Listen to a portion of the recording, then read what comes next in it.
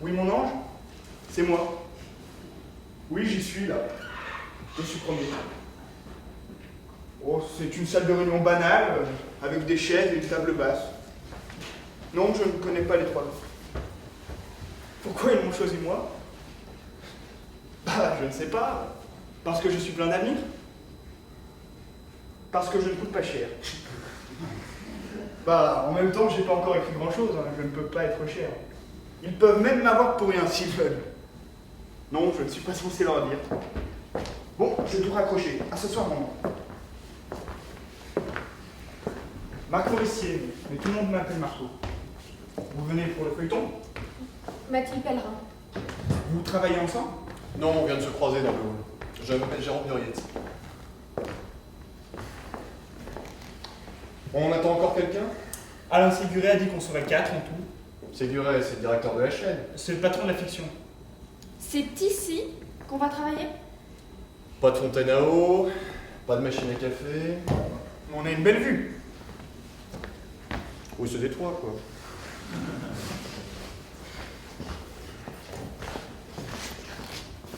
Louis Stanik. Séguré n'est pas là? On l'attend.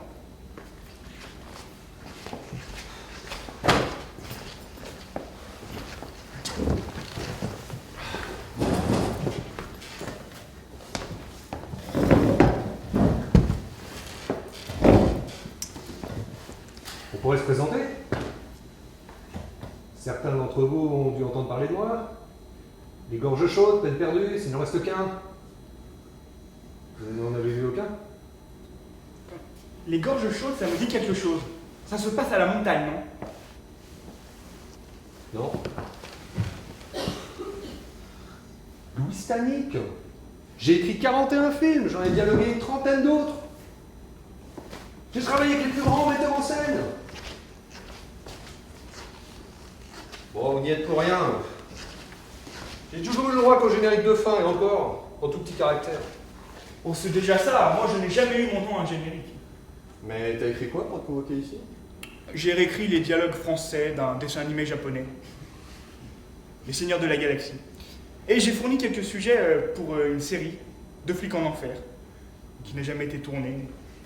Et t'as été payé? Pour les dialogues, une misère. Pour le reste, rien. Et toi? Moi, je n'ai écrit qu'un seul scénario de long métrage, mais celui-là, vous l'avez tous vu. Pandémonium. Pandémonium? Mais bien sûr qu'on l'a vu. Ça passe Tout le temps à la télé. Ah, mais, sauf votre respect, quand on a écrit Pandémonium, on n'a rien à faire ici. Des millions de recettes, un remake américain, des prix partout dans le monde. Et pour moi, que dalle. Comment ça, que dalle? Bah, j'étais tout môme quand j'ai écrit ce truc. Je l'avais même pas déposé à la Société des auteurs. Alors je l'ai envoyé par la poste à une dizaine de producteurs et presque tous me l'ont retourné. Sauf un. Le coup classique. Au début, on vous prend au téléphone et après, on ne parle plus de contrat. Ouais, c'est tout savoir au moins une fois. Au moins une fois. Je suis toute nouvelle dans ce métier. Je devrais peut-être me méfier. Vous méfiez? Mais vous méfiez de quoi? Une fois quand vous atterrissez dans ce bureau, vous n'avez plus à vous méfier de rien. Hein. On peut pas Mais- tomber plus bas. Mais vous n'êtes pas scénariste? Ah non. Mais j'ai écrit des romans d'amour. Les romans d'amour? 32. Comment peut-on écrire 32 romans d'amour? Ça doit s'épuiser l'amour à la longue. Avec moi, ça changeait tout le temps. Sous le pseudonyme de Clarisse Granville, j'en ai écrit une quinzaine. À cœur perdu, la maîtresse oubliée, celle qui attend. Sous celui de Patty Pendleton, j'ai écrit les Janice. Janice s'en va en guerre, Janice est la dame de cœur, l'héritage de Janice, Janice a une sœur. Et sous celui de Sarah Hood, j'ai écrit pour Extase, une série érotique. Rêve de soufre, Andrea fille sauvage, l'oasis des plaisirs. J'étais une spécialiste des romans d'amour avec un grand A comme adultère. Et vous n'avez jamais signé sous votre nom? Mathilde Pellerin, je n'en aurais pas vendu 10 exemplaires. De toute façon, je n'en vends plus du tout. Enfin, c'est ce que me dit Victor, mon éditeur. Il m'a expliqué qu'on ne se touchait plus de la même manière et qu'on ne s'embrassait plus de la même manière. Bref, Il a refusé de publier mes 3 derniers manuscrits. Il paraît que je ne rembourse même plus le prix du papier. Non, mais l'amour, ça paye pas, hein, j'ai toujours dit.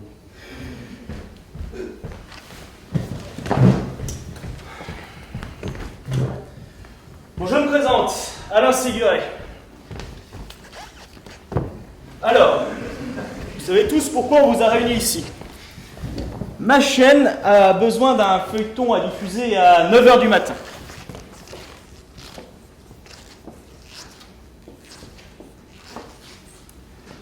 Chaque épisode devra durer 52 minutes, avec 3 coupures publicitaires.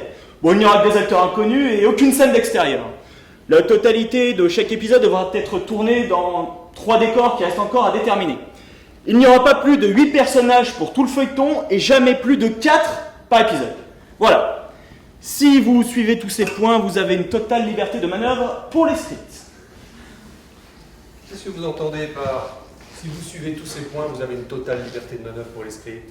Ça veut dire écrivez ce que vous voulez, mais que ce soit le moins cher possible. Qu'est-ce que ça veut dire? Écrivez ce que vous voulez. Ça veut dire faites n'importe quoi, on s'en fout. Comprenez-moi bien, ce feuilleton n'est pas vraiment destiné à être vu. On a un trou à boucher entre les émissions pour gosses et le téléachat. On a juste besoin de mettre en boîte une bonne centaine d'épisodes en attendant la grille de rentrée. À cette heure-ci de la matinée, on n'a pas besoin d'un produit bien compliqué. Entre une mère de famille qui épluche ses légumes et un gosse qui révise son intérieur de maths, on va pas se prendre le chou. Alors prenez une situation classique et puis brodez autour. Quel genre de situation classique? Mais je sais pas, moi. Prenez 2 familles qui s'affrontent, ça plaît toujours. Mettez-y 2 ou 3 histoires d'amour un peu tragiques, rajoutez-y quelques drames humains, des intrigues qui n'en finissent plus de finir, et nous sommes tirés d'affaire. Ah, et j'oubliais, le premier épisode est à diffuser dans 3 semaines. 3 semaines? Mais on n'aura jamais le temps. Mais je vous ai choisi parce que vous étiez libre tout de suite. C'est ça ou je me trompe? Bon, l'urgence, ça a un prix, on n'a toujours pas parlé tarifs.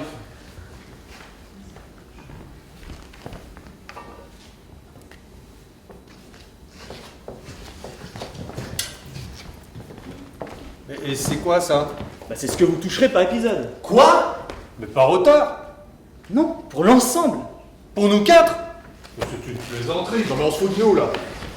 Même dans l'édition, je n'ai jamais vu ça. C'est pas si mal.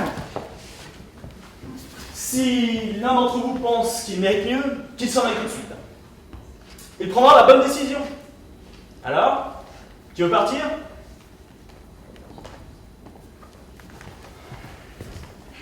Bon, je passerai chaque semaine pour prendre les textes. Ah, et essayez de me trouver un titre.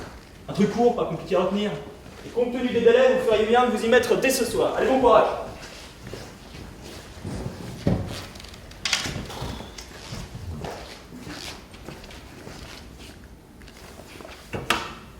Ah mais je comprends mieux pourquoi on a fait appel à nous. Un débutant prêt à écrire à l'œil, un scénariste exploité par le premier venu, une débarquée du roman rose, et un vieil has-been comme moi.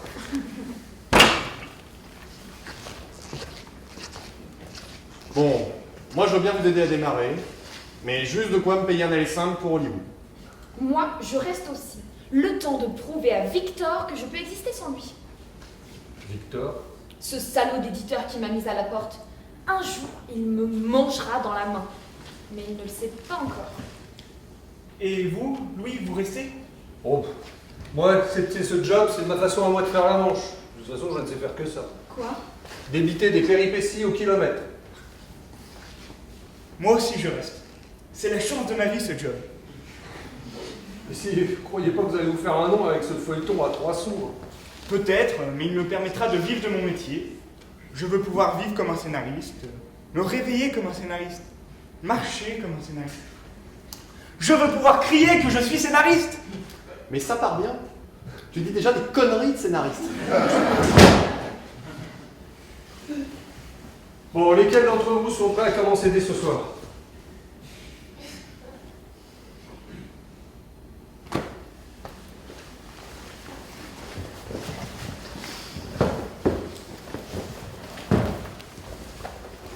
On règle la question du titre?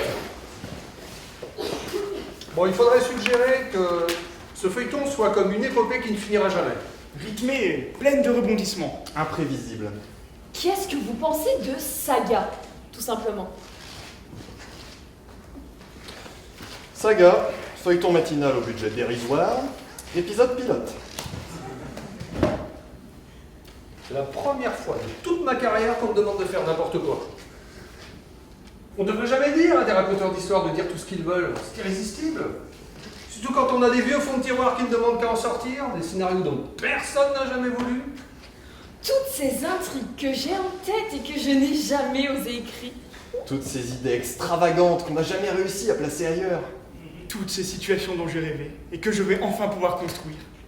Après tout, qu'est-ce qu'on a à perdre? Bon, quoi qu'il nous arrive pendant l'écriture de cette chose, je propose une seule règle. Celle de toutes nous les interdire. Ne refuser aucune proposition, si invraisemblable soit-elle.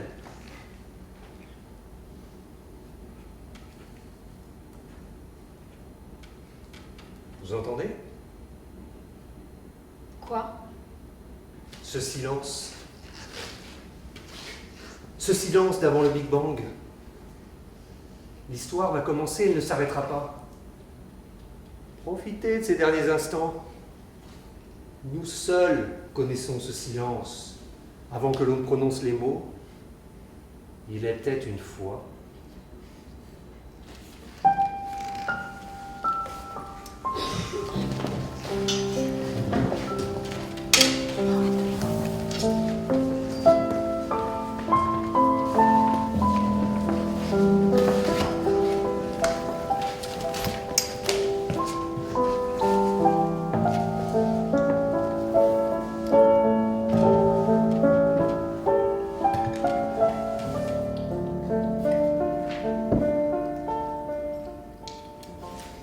J'ai une question technique. Si on découvre un cadavre, est-ce que ça compte pour un personnage? Oh, n'exagérons rien. Ils peuvent bien prendre un éclairagiste pour jouer le mort. Je crois me souvenir que dans Pandémonium, ça mourait pas mal, non? Oui, j'aime bien mettre des macabées un peu partout dans ce que j'écris. Des règlements de compte, des petits meurtres ordinaires. Oui, et ben là, il faudra vous contenter d'un assassinat par-ci par-là, de quelques sparadraps si vous voulez des blessés. Hein. Confiez-moi 2 personnages, un mâle et une femelle dans un espace clos, et je vous descends un bon paquet d'épisodes à moi toute seule. Ça ne coûtera pas très cher et aucun spectateur ne zappera entre 2 coupures de pub. Du sexe, de la violence. C'est bien joli tout cela, mais ça ne va pas suffire. 8 personnages, à raison de 52 minutes par jour, pendant des mois. À quoi va-t-on bien pouvoir les occuper? Partons de la situation banale que nous a suggéré Séguret. 2 familles qui vivent sur le même palier. Compte tenu du budget, ce sera un palier de HLM. Mais peu importe, on ne le verra jamais. Dans l'un des 2 appartements, un couple et ses 2 enfants. Elle s'appelle Marie, elle est bénévole à SOS Amitié. Mariée à Bertrand qui est restaurateur. Il tient un bistrot ou il restaure des toiles? Je préférerais que Marie soit veuve. Veuve avec un soupirant, plutôt que mariée. Ah, c'est mieux. Le soupirant ne s'est jamais déclaré, mais il vit sous le même toit qu'elle. C'est le frère de son défunt mari. Il se prénomme Frédéric, mais tout le monde le surnomme Fred. C'est quoi son job? Inventeur. Il cherche tout un tas de moyens pour sauver l'humanité. Il va peut-être même réussir. Marie a 2 enfants, Bruno, un jeune délinquant, et Camille, une étudiante en langues orientales. Les langues zo, ça va me compliquer la vie. Avec les dessins animés japonais, j'ai déjà eu ma dose. Bon, disons étudiante en philo. Et c'est quoi ce signe particulier? Elle est suicidaire. Et elle a un petit béguin pour le fils des voisins d'en face. Pas si vite là. On a un petit béguin pour les fils des voisins d'en face. Le fils des voisins est un flic des services spéciaux. Un flic des services spéciaux. Et il habite chez ses parents. Oui, moi je demanderais pas mieux de l'installer dans une garçonnière avec vue sur le champ de Mars, mais on nous demande la série la moins chère du monde, alors moi je fais avec. D'accord. Appelons-le Jonas. Jonas, ils sont américains les voisins? C'est pas spécialement américain, Jonas, si? Peu importe, mais l'idée d'une famille américaine est à retenir. Jonas a été mandaté par le FBI pour enquêter en France. Personnage d'agent fédéral, ça fait des années que j'attends ça. Son père Walter a été un grand professionnel de poker. Il est veuf, comme Marie. D'ailleurs, il l'a croisé dans l'ascenseur et il ne serait pas contre un petit rapprochement. Répétez-moi ça, je suis là. Mais sa fille est contre. Mais sa fille, c'est bien la sœur de Jonas. Oui, Et comment s'appelle-t-elle? Mildred, Pourquoi Mildred? parce que j'en ai connu une. Alors, Mildred, 25 ans, surdouée. Avec ses 162 QI, elle est plus intelligente que tous les personnages réunis. Sauf Fred, l'inventeur. Se comprennent, parlent le même langage. elle est surdouée, mais elle est vierge aussi. Mais pourquoi vierge? Ça expliquerait son intelligence hors du commun. Mais non, c'est juste un challenge de plus. Mildred, jeune américaine, surdouée et vierge de surcroît. On commence à se rapprocher du grand n'importe quoi qu'on nous demandait. Bon, si je compte bien, on en a 7, il nous reste à en créer un. On peut se le réserver pour plus tard, selon les besoins. Et on commence par quel décor? L'appartement de Marie. Disons, son salon. On peut tout vivre dans un salon. Tout ce qu'on peut dire au monde, on peut le dire dans un salon. Un salon comment? Un salon banal, avec tout ce qu'on y trouve habituellement. Un fauteuil, une table basse. Décor numéro 1, salon Marie, fauteuil, table basse, etc. Et c'est dans ce salon que va avoir lieu la rencontre entre Marie et Walter, le voisin qui vient de s'installer. Elle l'invite chez elle à prendre l'apéritif en signe de bienvenue. Ça se fait entre voisins. Un apéritif. Mais on sait parfaitement que ces deux-là vont finir par coucher ensemble, alors on pourra peut-être se passer des tentatives d'approche qui vont durer des mois. Pensez un peu aux spectateurs. Il n'y aura pas de spectateurs. Raison de plus pour aller à l'essentiel. Eh bien, allez-y Jérôme. Je sens que vous allez nous trousser une petite scène de déclaration en une quinzaine de répliques. Jetez-moi l'eau. Oui, là, pas si vite. Hein. Normalement, les scènes de déclaration, c'est plutôt votre règle. Vous avez raison. Avec moi, ça va durer, les intrigues amoureuses, tout ça. Je vais plutôt m'intéresser à Fred, l'inventeur. Il va rencontrer Mildred. Il va sceller avec elle un pacte étrange. J'ai une ou deux idées. Et moi, je fais quoi? Bon, compte tenu de l'urgence, je vous propose qu'on fasse 2 équipes. Mathilde et moi, on va s'occuper de Fred et Mildred. Et puis Jérôme et vous, vous allez créer le couple Walter-Marie. Allez-y les garçons. On vous laisse travailler et puis on monte dans 2 heures. La surdouée, c'est laquelle au fait? Mildred ou Camille? Mildred, Et c'est plutôt une gentille ou une méchante? les deux. Une scène de déclaration. Mais on ne sait encore rien de... Justement, c'est le moment de les découvrir. Marie est seule chez elle. Elle est seule et lit une revue.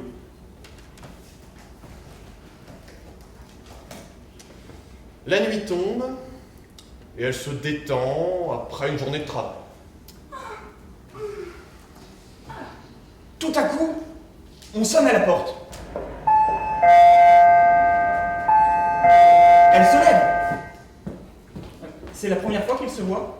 Non, on avait dit qu'ils s'étaient déjà croisés dans l'ascenseur.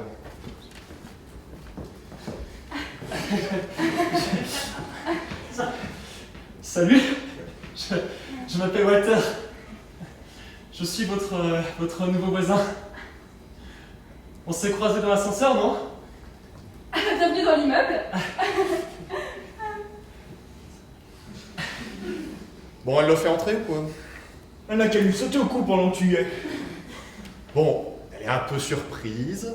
Elle lui dit quelque chose comme il vous manque quelque chose, n'hésitez pas à me demander. Enfin, une bêtise dans le genre. Il vous manque quelque chose?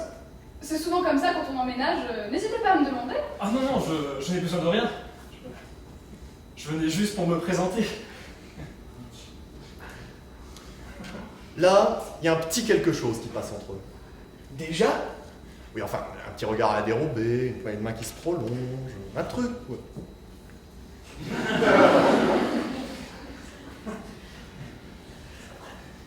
Bon, c'est bon, là, il peut entrer? Tu ferais pas entrer ta voisine, toi? Tu lui offrirais pas un verre?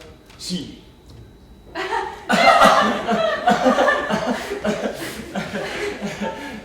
vous propose un whisky. C'est l'heure de l'apéritif.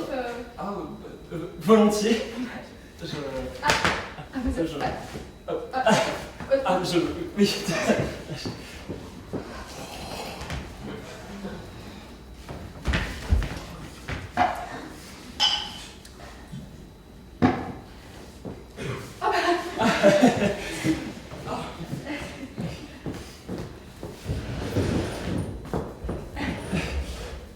Vous auriez sans doute préféré du bourbon. Ah, non. Le scotch ira très bien. Puis vous savez comment on dit, hein. Qu'importe le flacon. Là, on sent venir le dialogue chiant. Vous êtes qui? Vous venez d'où? Oui, en fait, la seule information qu'ils cherchent, c'est vous êtes célibataire? Bon, ça tombe bien, moi aussi, du coup. Vous avez des enfants? Oui. Deux. Jonas et Mildred.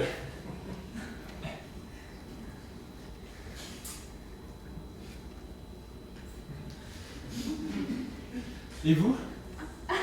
Oui, deux aussi. Et leur maman aussi est américaine. Et leur maman aussi est américaine. C'est n'importe quoi, faudra qu'on change ça. Ah non, je suis veuf. Oh, désolé. Oh non, vous ne pouviez pas savoir.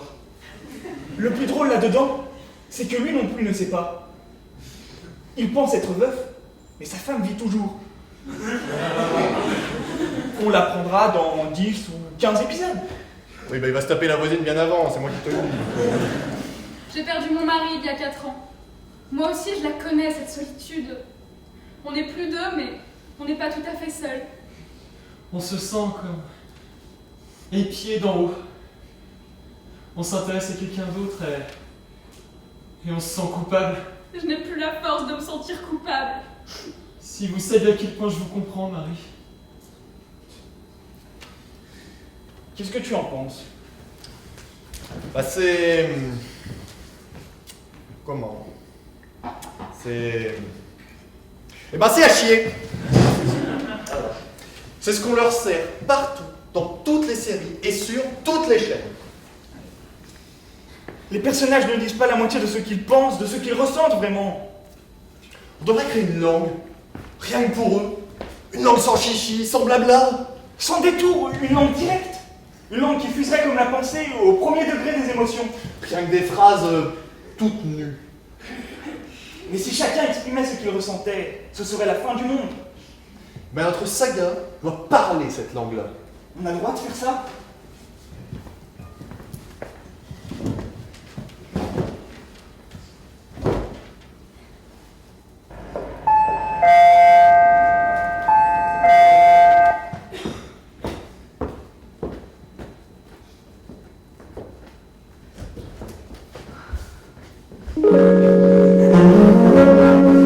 Salut. Je m'appelle Walter, je suis le nouveau voisin. On s'est croisé dans l'ascenseur, non? Je sais, vous êtes l'américain. Vous avez besoin de quelque chose? C'est souvent comme ça quand on emménage. N'hésitez pas à me demander. Puisque vous me le proposez si gentiment, j'ai... absolument besoin de prendre une douche. Une quoi? Bah c'est logique, qu'une douche. Les travaux ne seront terminés que demain et j'ai absolument besoin de me laver. Je comprends là. La douche est par là.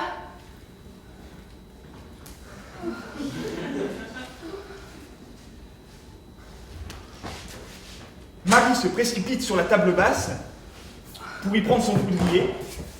Elle se recoiffe et se remaquille avec des gestes hâtifs. on entend le bruit de la douche. Oh, elle est bonne! On y resterait des heures! Le ballon se vide dans 10 minutes. Oh, n'hésitez pas à utiliser le savon liquide et le shampoing. Du son à la vanille! Oh, désolé, je n'en ai pas d'autres. C'est tarte comme réplique, ça. Si on essayait un truc comme... Du son à la vanille! Justement, j'ai toujours rêvé de sentir l'odeur de vanille sur le corps d'un homme. Non mais, t'imagines une femme dire ça, toi? Bah non! Mais c'est ça qui est drôle. Marie s'approche à pas discret de la salle de bain. Et elle penche la tête pour tenter d'apercevoir ce qu'il se passe à l'intérieur. Ah, j'aime bien ça. Et là, il dirait un truc comme ne regardez pas, j'ai un début d'érection. Ah non! Oh si! Jamais! Ne regardez pas, j'ai un début d'érection. Eh ben voilà! Marie s'éloigne subitement. Elle se rassoit sur le canapé et prend une pause faussement décontractée. Walter ressort de la douche. Il s'est rhabillé et se sèche les cheveux avec une serviette.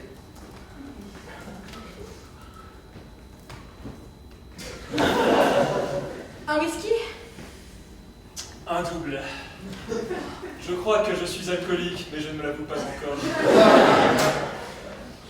Le jour où j'aurai besoin d'un verre dès le réveil pour faire cesser les tremblements, je me déciderai peut-être à agir.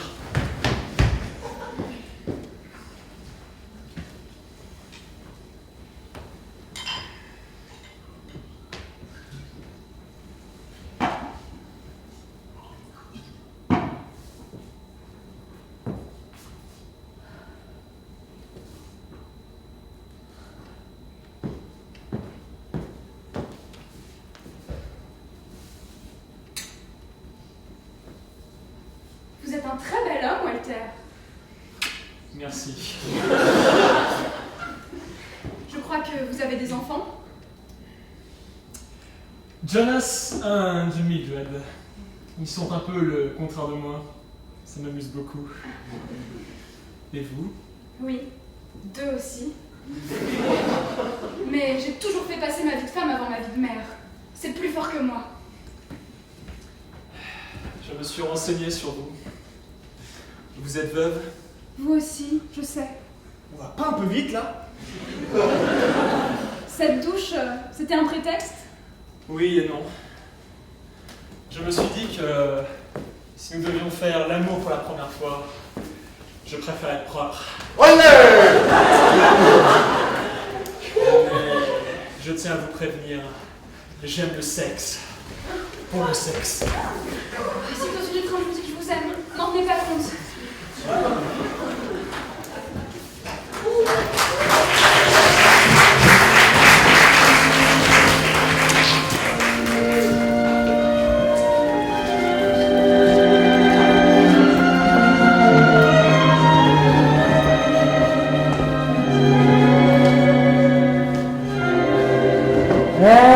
Notre saga a besoin d'un trésor. Un trésor? Mais oui, toutes les histoires du monde ont un trésor. Qu'il soit vrai ou faux, il représente une quête, un rêve, un but, une utopie, un faux espoir. Dans le Faucon maltais, c'est un oiseau en or. Dans Moby Dick, c'est une baleine. Dans Mad Max, c'est un pétrole. Dans le Don de la Rose, c'est un grimoire. Dans le portrait de Dorian Gray, c'est un tableau. Et dans la guerre du feu, c'est le feu. Dans le trésor secret de Tarzan, c'est... Tarzan.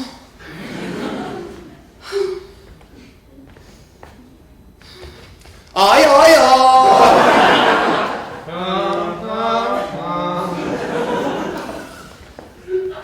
Bon, il serait caché où ce trésor? On me peu importe. Dans une boîte à chaussures, derrière une porte, dans un trou au fond du jardin. Et le spectateur, il saurait ce que c'est ce trésor? J'attends vos suggestions. Un nu de Van Gogh. Un corps embaumé?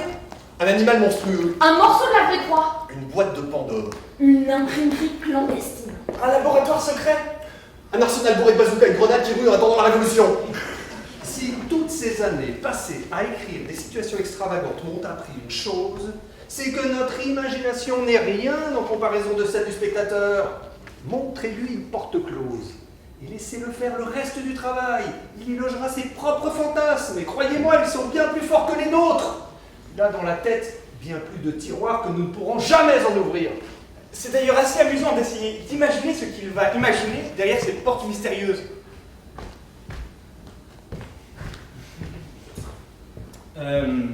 Je crois que nous nous sommes mal compris. Dans la scène 6 de l'épisode 4, nous avons un descriptif du laboratoire de Fred. Une paillasse de chimiste avec tout le matériel, cornu, tube à essai, bec benzène, des rats blancs dans une grande cage en verre, un groupe électrogène. Il vient de mettre au point une machine à tourner les pages posée sur un établi. Où voulez-vous qu'on aille chercher tout ce bric-à-brac? Dans n'importe quel terrain vague? Et une machine à tourner les pages, ça ressemble à quoi? Bon, on a mis ça comme on aurait mis une machine à dissoudre les graisses. C'est juste un exemple. Bon, et pareil, j'avais été formel là-dessus. Pas de scène d'extérieur. Une scène d'extérieur? Où ça, une scène d'extérieur? Scène 21. Bruno s'est introduit dans la chambre de Mildred pour y lire son journal intime. Tout à coup, il l'entend arriver. Ne sachant où se cacher, il sort par la fenêtre et s'accroche à une gouttière. Bon, si on ne le voit pas approcher une gouttière, alors on pense qu'il s'est jeté par la fenêtre. Et si on le voit accroché à la gouttière, alors il faut faire une scène d'extérieur. Bon, j'étais obligé de supprimer la scène, hein, pas le temps de voir Bruno en train de faire l'acrobate. Bon, écoutez-moi bien tous les quatre. Je viens d'acheter à prix d'or une série californienne bardée de récompenses, avec des gonzesses qui font du 95C. La minute pub nous rapporte 100 000 € à la première coupure. Votre chaîne vient de racheter les droits de retransmission de la finale de la Coupe d'Europe de football. Et notre PDG est en train de soudoyer l'animateur vedette d'une chaîne concurrente. Alors, est-ce que vous croyez que nous avons vraiment du temps et de l'argent à perdre avec cette saga? À l'avenir, évitez-nous les complications inutiles. Bon, où sont les épisodes 13 et 14?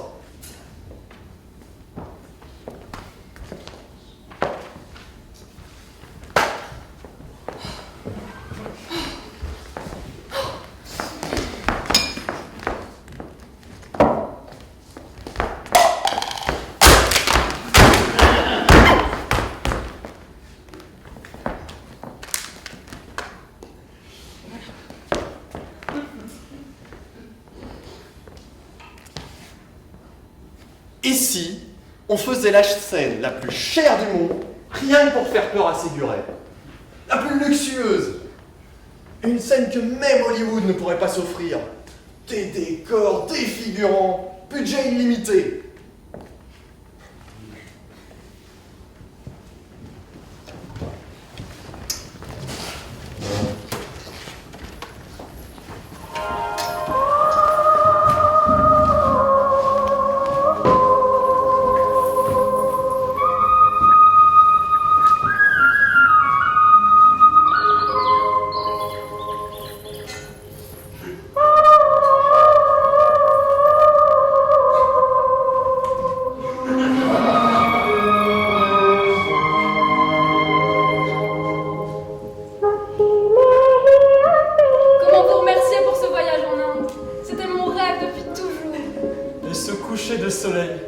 Rien que pour vous.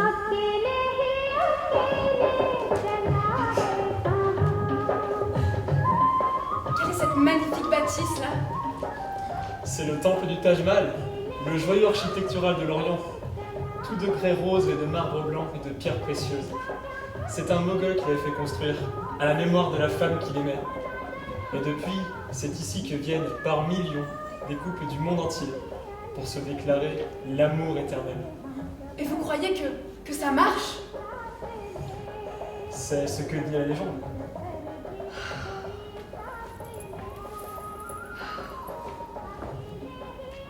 C'est jour de fête, non? Que font ces milliers de gens qui arrivent à pied ou à dos d'éléphant? Ce sont des pèlerins qui t'amènent en procession au temple. Ils vont danser, chanter toute la nuit dans des costumes traditionnels. Ces magnifiques femmes en sari, de toutes les couleurs imaginables. Quelle grâce, quelle beauté! Un immense tableau vivant.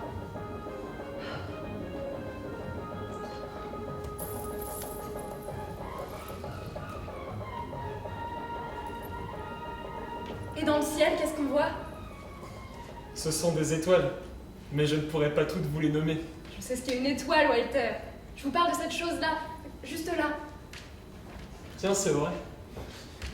On dirait une étoile filante, mais en plus grosse.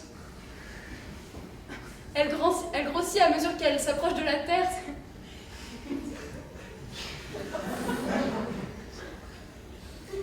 C'est pas une étoile filante? C'est une météorite. Une météorite, mais personne n'en a parlé. Regardez! Elle s'est transformée en boule de feu depuis qu'elle est entrée dans l'atmosphère. Les éléphants sont pris de panique et détruisent tout sur leur passage.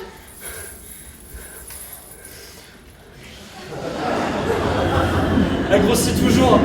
Sa lumière est déjà plus forte que celle du soleil. J'ai peur. Elle a toutes les chances de s'écraser au milieu d'un désert ou même dans la mer. Vous ne dites plus rien, Walter. Elle grossit toujours. Oh mon Dieu. Nous avons plutôt de nous réfugier au sous-sol maintenant. Je ne veux pas mourir en Inde s'il vient chez moi. Ça n'aurait aucun sens. Plus que quelques secondes. Oh mon Dieu, par pitié. Marie.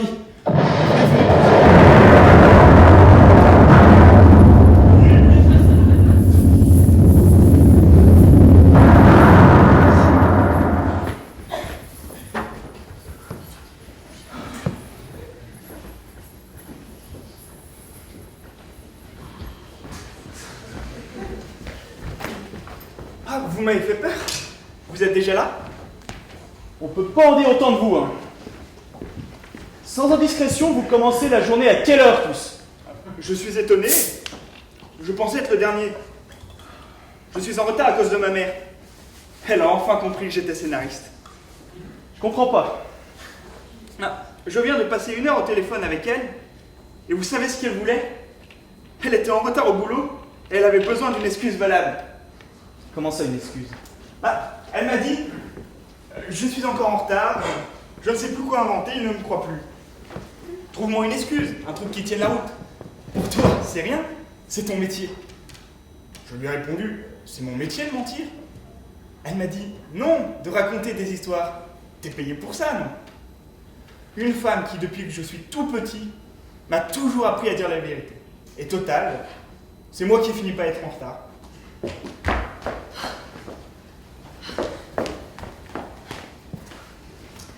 Désolée pour ce retard, j'ai eu une panne d'oreiller. J'étais invitée à dîner hier soir et ça a mal tourné. Qu'est-ce qui vous est arrivé? On m'a servi un apéritif qu'on m'a tout de suite retiré des mains pour me pousser dans la chambre des enfants. Mathilde, tu veux bien leur raconter une histoire?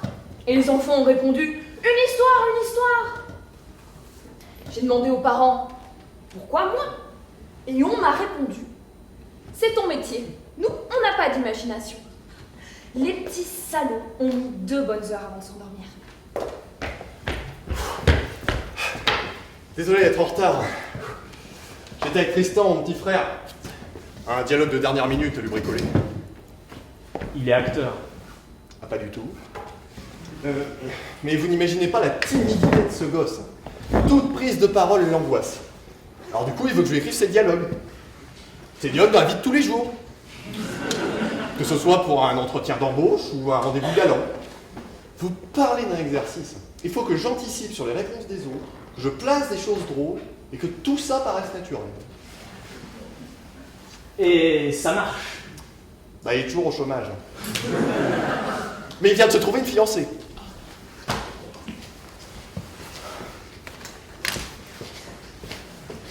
Et vous, Stanik? Qu'est-ce que vous allez m'inventer encore? Des enfants endormir? Un dialogue à bricoler?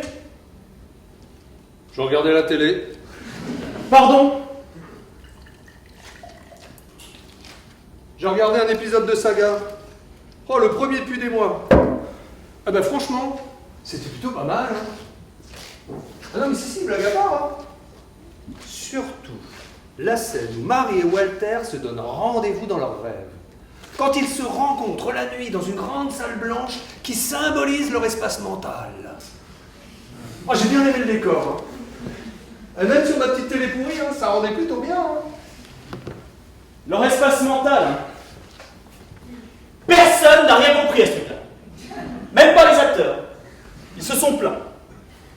J'ai ici les scènes 47 et 48 qui vont devoir être remaniées. À la demande des acteurs, Ils prétendent ne rien comprendre à ce qu'on leur demande. Ils se sentent insécurisés. Ça ralentit le rythme des tournages. Mais on leur demande pas de comprendre, on leur demande d'interpréter.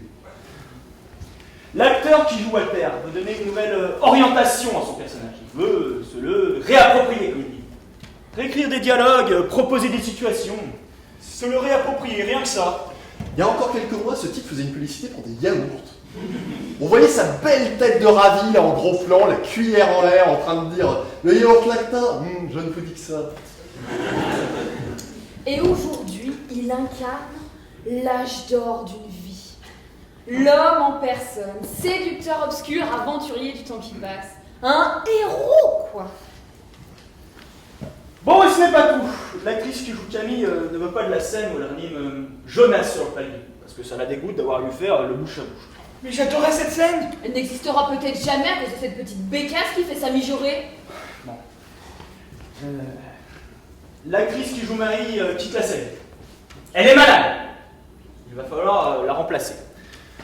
Ah oui, et j'oubliais le plus important, l'acteur qui joue Bruno a été repéré par un metteur en scène qui veut lui donner le premier rôle pour l'un de ses films. À la chaîne, nous sommes d'accord. Hein. C'est nous qui coproduisons le film en question. Alors, on vous demande de préparer le départ du personnage et de prévoir son retour dans, disons, 3 mois. Et puis quoi encore, il veut ce dialogue en alexandrin? Ah, écoutez, vous quatre, soyez gentils de réviser votre copie et ça arrangera tout le monde. Bon, où sont les épisodes 51 et 52?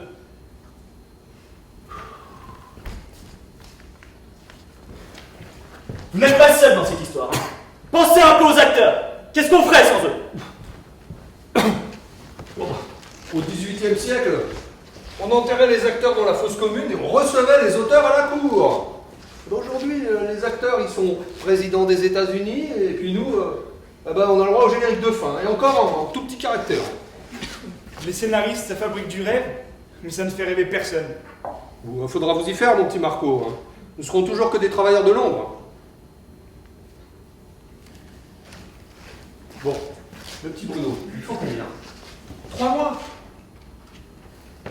Disons qu'il est envoyé en prison, suite à une erreur judiciaire. Il s'en évade au bout d'une semaine, le temps de prouver son innocence. Il réapparaît au bout de 3 mois. Pour Camille, on fait quoi? On supprime la scène du bouche à bouche. Et on la remplace par un long monologue très sensuel où elle arrive rien qu'à la force des mots à ramener le blessé à la conscience. Et pour Walter? Ah, celui-là, il va pas s'en tirer comme ça, hein.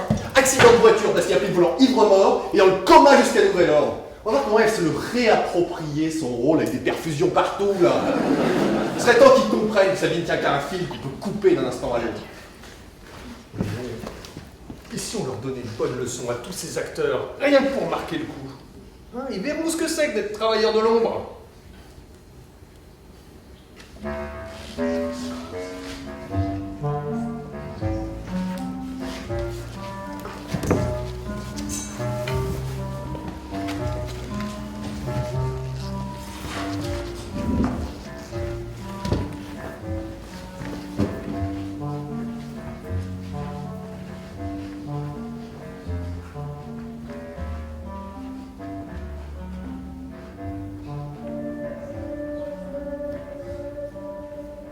Vous devez avoir des bougies quelque part. Enfin Fred, t'es un inventeur, t'as inventé une machine à dissoudre les graisses, une machine à tourner les pages, et t'es incapable de remplacer un plomb. C'est pas les plombs qu'on sautait. C'est toi qui n'as pas encore payé la facture d'électricité. Ce sera pas la première fois. J'espère au moins que ce putain de voisin, il est bloqué dans l'ascenseur. Quel voisin? Ton américain. Tu serais pas un peu jaloux de toi? Jaloux. Moi. Il y a quelqu'un qui vient me toucher. Mais qui est là, nom de Dieu? Méfiez-vous, j'ai inventé un pistolet qui tire dans l'obscurité. Et je l'ai à portée de main. Je suis pas coincé dans l'ascenseur. Walter, c'est vous? Oui, je venais voir s'il y avait de la lumière chez vous, la pente était... Non mais, prenez vos 5 pattes de là, espèce de... Ouja. Marie, mais t'es nue! Oui, bah je dormais tranquillement dans mon lit lorsque tu m'as réveillée à propos de cette panne. Et quand je dors, eh ben, je suis toujours nue. Puis d'abord, comment tu sais que je suis nue? Fred, comment as-tu pu profiter de la situation? Qui vas-tu croire? Ce type? Ou moi? Et ou d'abord ce con? Ah! Qu'est-ce que tu fais?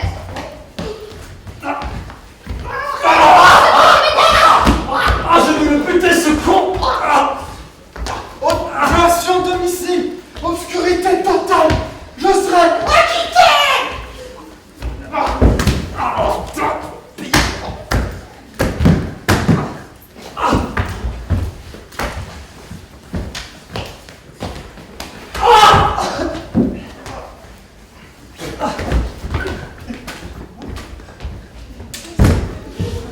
Walter! Fred, qu'est-ce que tu as fait?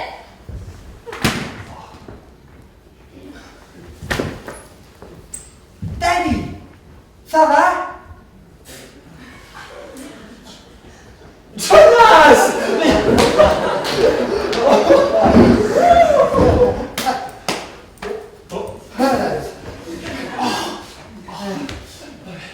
Et qu'est-ce que tu fais ici? Je te sauve la vie. Excuse-moi, tu t'es toujours demandé à quoi ça servait d'avoir un fils?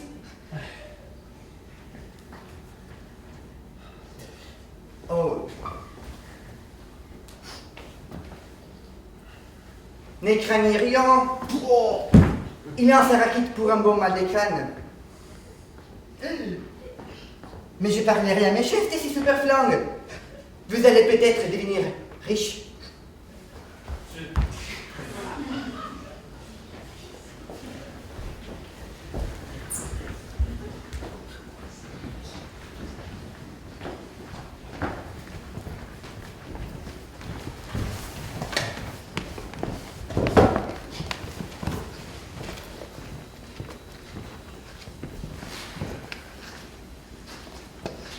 Quelqu'un a vu l'épisode d'hier? Non. Moi, ça fait bien 3 mois que je regarde plus ma chambre. Moi, j'ai voulu l'enregistrer et puis rien. Quoi? À la place, j'ai vu une émission culinaire. Votre appareil doit déconner. Votre appareil marche très bien. C'est l'épisode qui n'a pas été diffusé. Quoi? Pas diffusé. À force de faire n'importe quoi. Pourtant, j'avais l'impression que le feuilleton était regardé. Tenez, j'ai une cousine qui prépare le premier biberon du matin devant Saga. Et moi, j'ai des amis qui ont une ribambelle de gosses qui regardent les dessins animés et qui restent devant l'écran pour Saga. Bon, allez savoir s'ils comprennent ce truc-là. On a reçu des lettres de la France, de fans, de la France entière. Il y a même un petit chef d'entreprise en Moselle qui a créé une pause Saga pour ses employés qui faisaient les 3-8. Et malgré ça, l'épisode n'a pas été diffusé. Il n'a pas été diffusé à 9h. Parce qu'il l'a été à 19h. À 19h? Je pourrais vous parler audimat et part de marché, toute chose un peu obscure à vos yeux. Mais nous nous sommes aperçus que Saga faisait un score inattendu. Fortuit serait un terme plus juste. Fortuit. C'est intéressant ça, fortuit. On a un jeu qui périclitait en première partie de soirée. Nous avons décidé de programmer Saga à la place. À 19h, on va multiplier les spectateurs, mais par 1000! Par 10 000? Par 100 000, vous voulez dire? Et notre salaire va être multiplié par 100 000 aussi. Pas autant. Mais j'ai réussi à vous obtenir une belle augmentation. Le budget de chaque épisode sera doublé, plus de moyens, plus de budget, plus de personnages. Oh!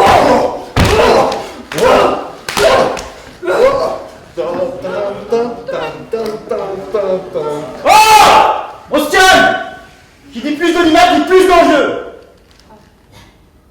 Il dit plus d'enjeux, dit plus de pression. Plus de pression, plus de contrôle.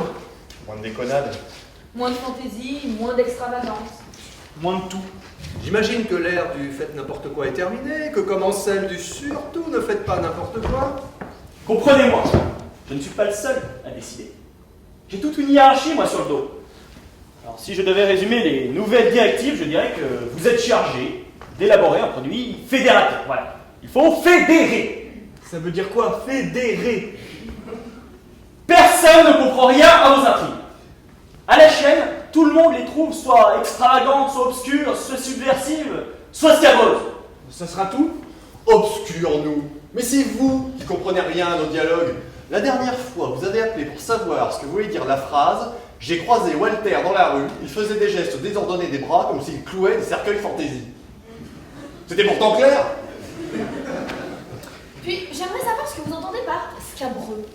Je me souviens du jour où vous nous avez demandé de couper une réplique de Marie. J'ai toujours voulu sentir l'odeur de vanille sur le corps d'un homme. Quand je pense qu'on balance à nos chers petits des choses comme oh, toi, Spectre, je t'ordonne de propager le virus qui dévore le cerveau des terriens. Et c'est nous, les scabreux? Votre étudiante qui veut se suicider depuis qu'elle fait de la philo, c'est vraiment utile, ça? Vous croyez que ça lui parle à la ménagère du Var? La ménagère du Var? Attendez, il n'y a pas qu'elle, il y a aussi le chômeur de Roubaix. Le chômeur de Roubaix allume sa télé. Et sur quoi elle tombe? Un Walter qui ne fait rien de ses journées, à part boire du whisky, jouer au poker ou séduire sa voisine. Ou le pêcheur de Quimper, qui rentre chez lui après avoir passé 6 jours en mer, et qui s'entend dire que la télé est une énorme machine à brider l'imaginaire, qu'il devrait jeter par la fenêtre. On a écrit ça, nous? C'était dit autrement, mais à peu de choses près. C'est pour tous ces gens-là qu'il faut fédérer. Qu'est-ce que ça vous coûte de faire clair? Et nous ne sommes pas les seuls à penser ça. La critique est d'accord avec nous. Alors, avis du journal, résumé, ça y est. Voilà. Il faut être surdoué pour comprendre un seul mot de ce feuilleton, ou bien avoir un QI très inférieur à la moyenne. Bah, ils ne sont pas tous aussi féroces, tenez. Curieux mélange de situations abracadabrantes provoquant un étonnant effet de réel. Et c'est bien comme critique, ça? Non mais, et celle-là? Une mise en scène soignée, des acteurs la plupart inconnus mais tous à leur place, ça graisse qu'on peut espérer de mieux comme sitcom de seconde catégorie. Rien sur le scénario? Pas un mot. Non mais, et celle-là? Sans être du Shakespeare, les intrigues sont attrayantes et l'ensemble est plutôt récréatif. Le plus inquiétant, ce n'est ni le attrayant ni le récréatif, c'est le sans être du Shakespeare. Il a raison, vous ne faites pas du Shakespeare, et vous n'êtes pas censé en faire. Alors maintenant que Saga passe à 19h, vous nous obligeriez à faire pour une fois ce qu'on vous demande.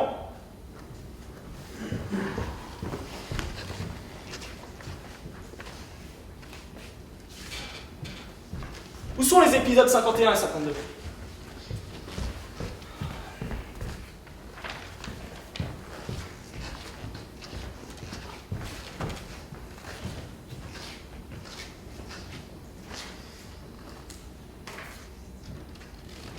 Bon, on en était à l'épisode 314. Ouais. Moi, ce qui me choque, c'est d'apprendre qu'il paraît qu'on fait pas du Shakespeare.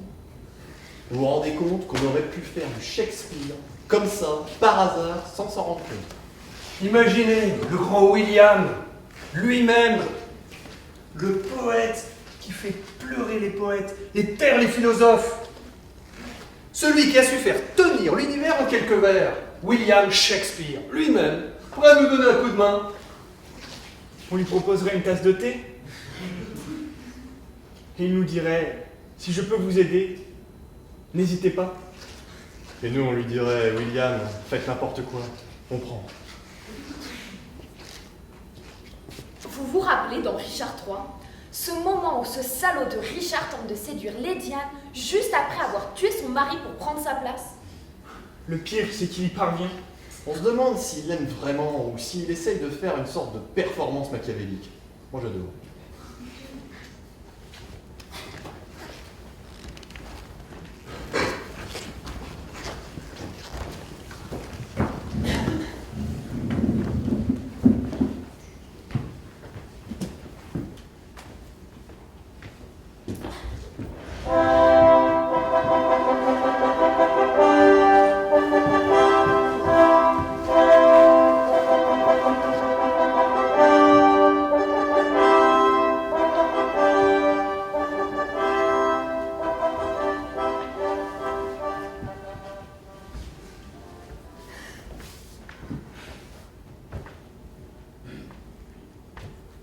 Je n'ai pas tué votre mari. Alors il est encore en vie? Non, il est mort. Assassiné par la main d'Édouard. Par ton affecte-gorge, tu mens! La reine Margaret a vu ton glaive tout fumant de son sang et tu l'inclinais contre sa poitrine. Si tes frères n'en avaient détourné la pointe. C'est que j'étais provoqué par sa langue calomnieuse, qui rejetait leurs crimes sur mes innocentes épaules. Tu étais provoqué par ton esprit sanguinaire, qui n'a jamais rêvé que de boucherie. N'as-tu pas tué ce roi? Je te l'accorde, oui. Tu me l'accordes? Porc épic, Dieu m'accorde aussi que tu sois damné pour cet acte criminel. Oh, il était doux, tendre et vertueux. Tant mieux pour le roi du ciel qui le garde. Il est au ciel, où tu n'iras jamais. Qu'il me remercie d'avoir aidé à l'y envoyer. Car au fond, il n'était plus fait pour ce lieu-là que pour la terre. Toi, tu n'es pas fait pour d'autres lieux que l'enfer. Si, un autre encore, si vous voulez bien me l'entendre nommer. Quelques cachots. Votre chambre à coucher. Que l'insomnie s'abatte sur la chambre où tu couches. Elle le fera, madame. Jusqu'à ce que je couche avec vous.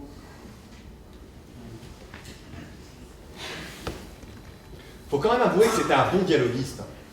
Et puis, quel sens de la situation, faut dire. Imaginez-vous, Marie apprenant que Walter a tué son mari pour prendre sa place auprès d'elle. Pour de bon? Non, ça serait une scène de cauchemar, mais qui en dirait long sur les angoisses et les fantasmes de Marie. Et vous croyez que le grand William serait d'accord pour nous la prêter? Mais on n'a pas le droit de faire ça! Pourquoi pas? Mais ce serait du vol! On pillerait un génie! Tout de suite, les grands mots, ce serait juste un emprunt. Un hommage! Bon, si on est tous d'accord.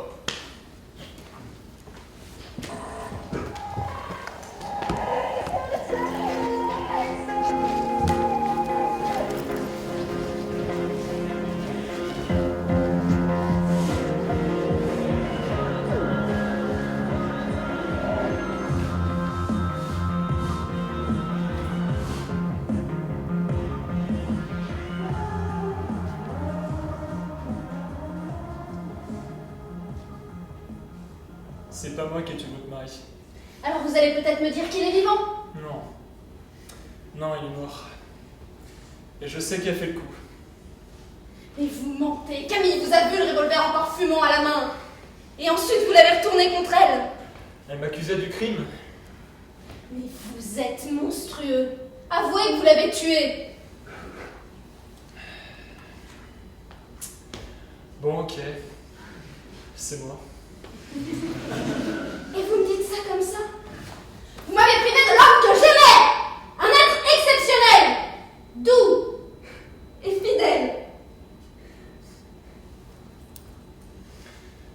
Au paradis, il va pas dépareiller. Je peux même nous remercier de l'avoir envoyé. Sa place était là plutôt que sur Terre. Vous irez en enfer! Avec votre permission, j'imaginais plutôt un autre endroit. Fleury! La santé! Non. Votre lit? Puissiez-vous ne jamais fermer l'œil! On couche ensemble d'abord. Il sera bien temps de dormir après.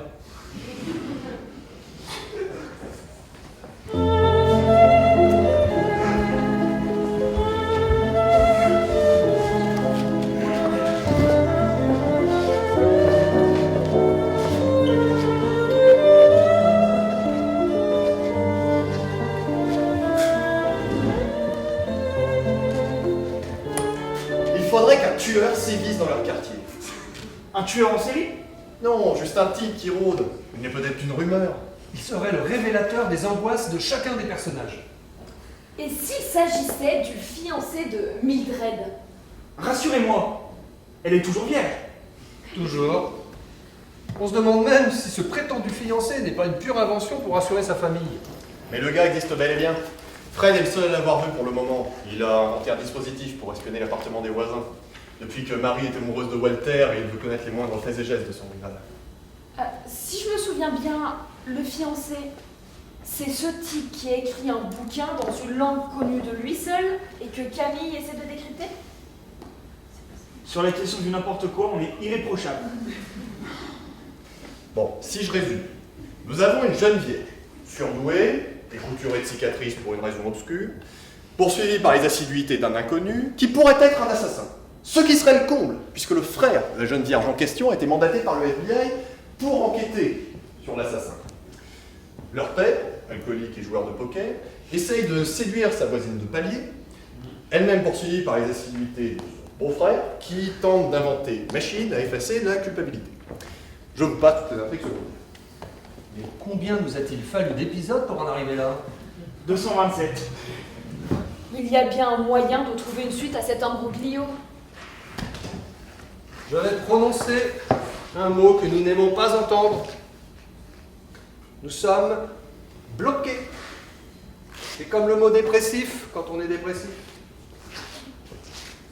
Quelqu'un aurait une solution pour nous débloquer?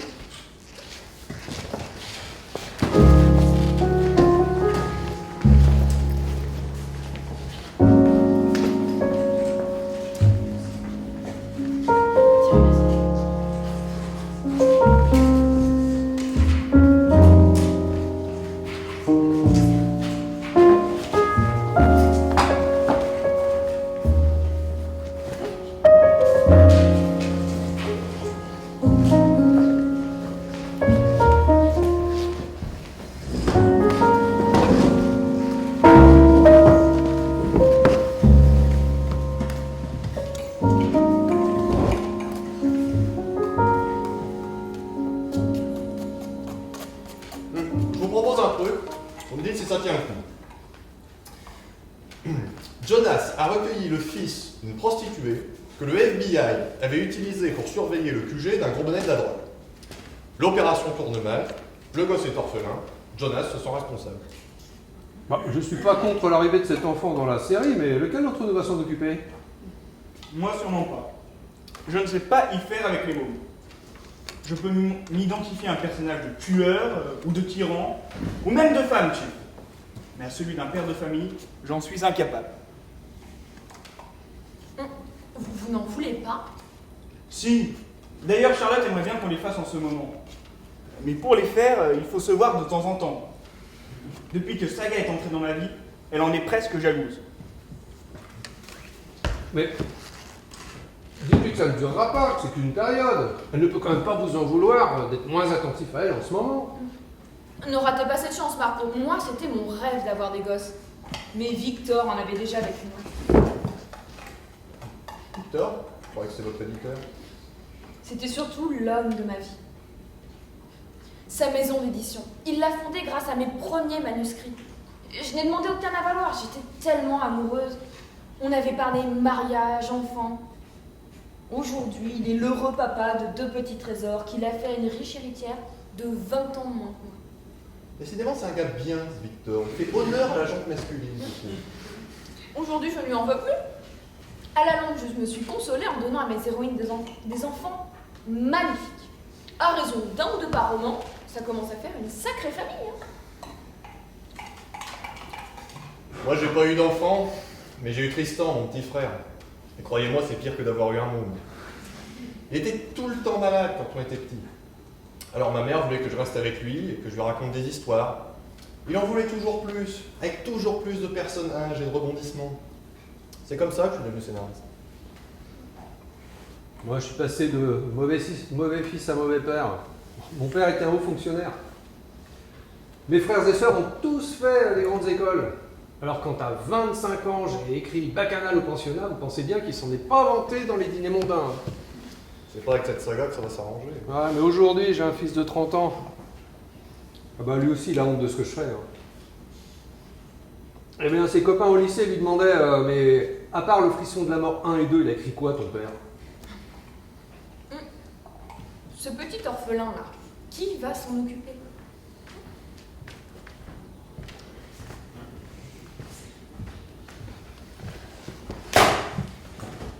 C'est qui ce personnage-là? Scène 6 de l'épisode 218. Nous aussi, on est contents de vous voir, Ségurel. Venez boire un petit coup de rouge avec nous. J'aime une réponse!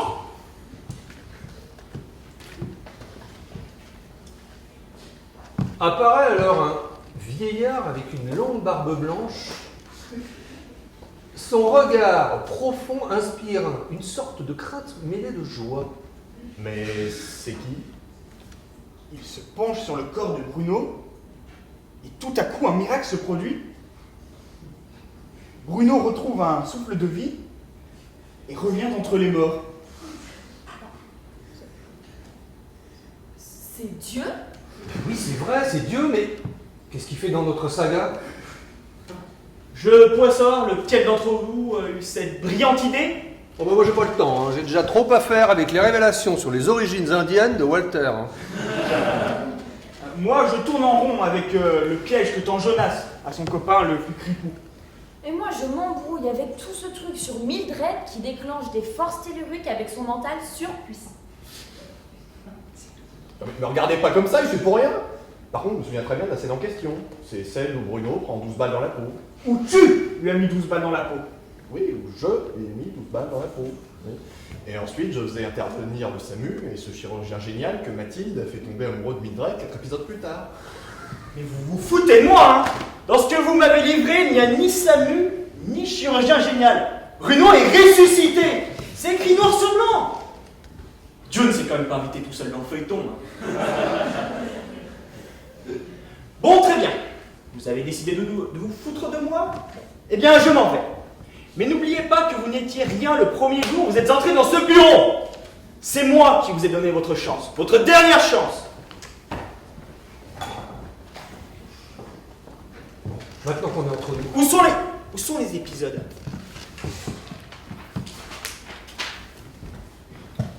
On va peut-être enfin savoir lequel d'entre nous a fait intervenir Dieu sans en parler aux autres. Je vous jure que je n'y suis pour rien. Moi, non plus. Ah, moi non plus. Moi, ça va rester un mystère. Remarquez, c'est pas la première fois que quelque chose nous échappe dans ce feuilleton. Mais qu'est-ce que vous voulez dire? Vous n'avez pas l'impression que quelquefois, les personnages résistent? Et vous y croyez, vous? À la vision du personnage qui a sa propre existence? Une existence autonome et qui se met en tête de se libérer de ses créateurs? Remarquez, parfois, je me demande si nous avons le droit d'imposer nos cas de volonté à une Marie, un Walter, une Camille, même si ce sont des personnages de fiction. Leur faire miroiter des rêves inaccessibles, provoquer chez eux des crises de nerfs, les faire coucher, les rendre fous de douleur, et puis un beau jour, quand ce sera notre bon vouloir, les faire mourir. On va quand même pas les laisser faire tout ce qui leur passe par la tête. Hein. Bah, pourquoi pas, après tout? S'ils veulent résister, qu'ils résistent. C'est vrai ça, qu'ils se débrouillent tout seuls. Et vous allez où là? Allez, donnez Marco, on va enfin savoir si on sert à quelque chose. Attendez-moi!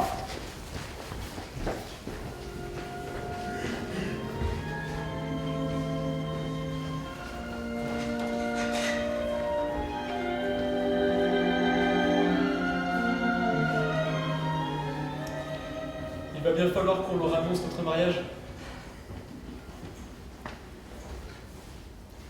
On peut plus reculer. Walter, tout ça avec le précipité, je ne sais pas comment vous le dire, mais... Me dire quoi? Je ne sais pas comment vous le dire parce que... Parce que t'es un nul, bordel! Bon Dieu, est-ce que ça fait du bien de dire bordel? Ça ne vous ressemble pas, Marie? Mais y a rien qui me ressemble dans ce feuilleton! Pas même ce vouvoiement entre nous! On couche ensemble depuis des mois et on continue de se dire des... Oh, vous reprendrez bien un peu de cheesecake, Walter! Oh, je vous veux à moi cette nuit, Marie!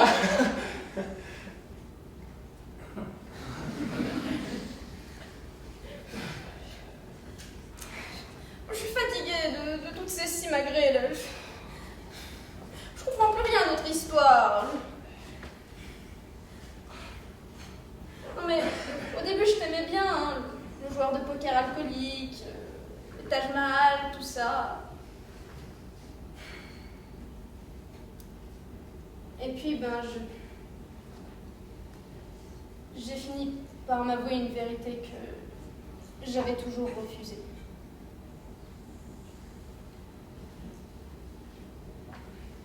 suis amoureuse de Fred. Ça date du premier instant où mon mari me l'a présenté. Fred?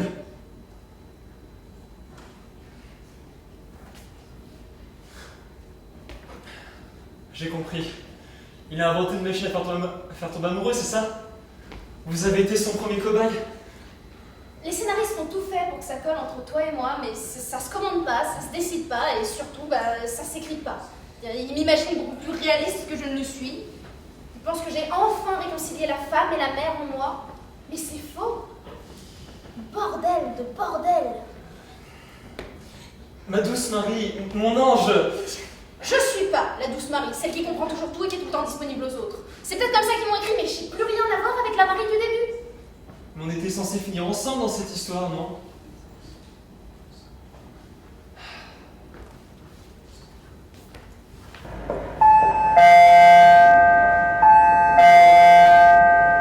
Vous attendiez quelqu'un? Non. Mais avec ces scénaristes, on n'est jamais à l'abri d'une surprise. Hein. Ça peut être tout et son contraire. Un tueur à gages, un mort-vivant, ou le pape en personne, tiens. Entrez.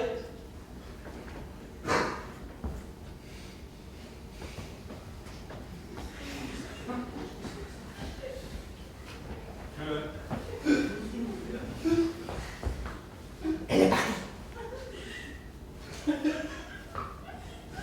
Mildred, partie. Comment ça, parti? Partie pour des bons. Elle a quitté les feuilletons. Elle a juste dit, je veux exister hors de la saga. Mais elle a pas le droit, bordel! Elle l'a pris. Vous la connaissez comme moi, quand elle a une identité, c'est... Et les scénaristes vont laisser faire comme ça sans rien dire! Mais Mildred n'a besoin d'autorisation de personne pour partir! Elle a eu le courage que nous autres n'avons pas eu! C'est bien ma fille! Si elle est partie, c'est pour retrouver sa vraie mère, parce que tu t'obstines à ne rien leur dire! Tu crois pas que le moment est venu? Non mais... Dites-lui, Jonas, que c'est pour ça qu'elle est partie! Mais c'était moi, capitaine de FBI, qui était chargé de m'occuper de l'enquête. Et pas ma sœur, toute surdouée qu'elle est. Walter, je t'en conjure, c'est le moment ou jamais! Mais si les scénaristes ne savent pas, comment pourrais-je savoir, moi, où elle est partie, cette morue qui m'a laissé en rade il y a 20 ans avec 2 gosses sur les bras? Walter, je t'en conjure, c'est le moment ou jamais! Vous venez de le dire. Vous vous répétez, ces dialoguistes? Aucune idée. Mais j'ai peur, Walter,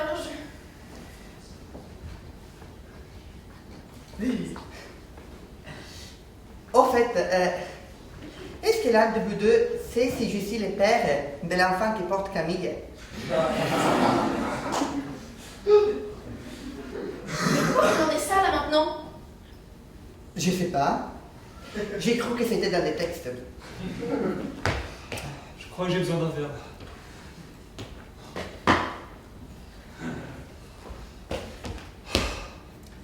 Mais qu'est-ce qu'on va devenir? Revenez, les scénaristes! Par pitié, revenez!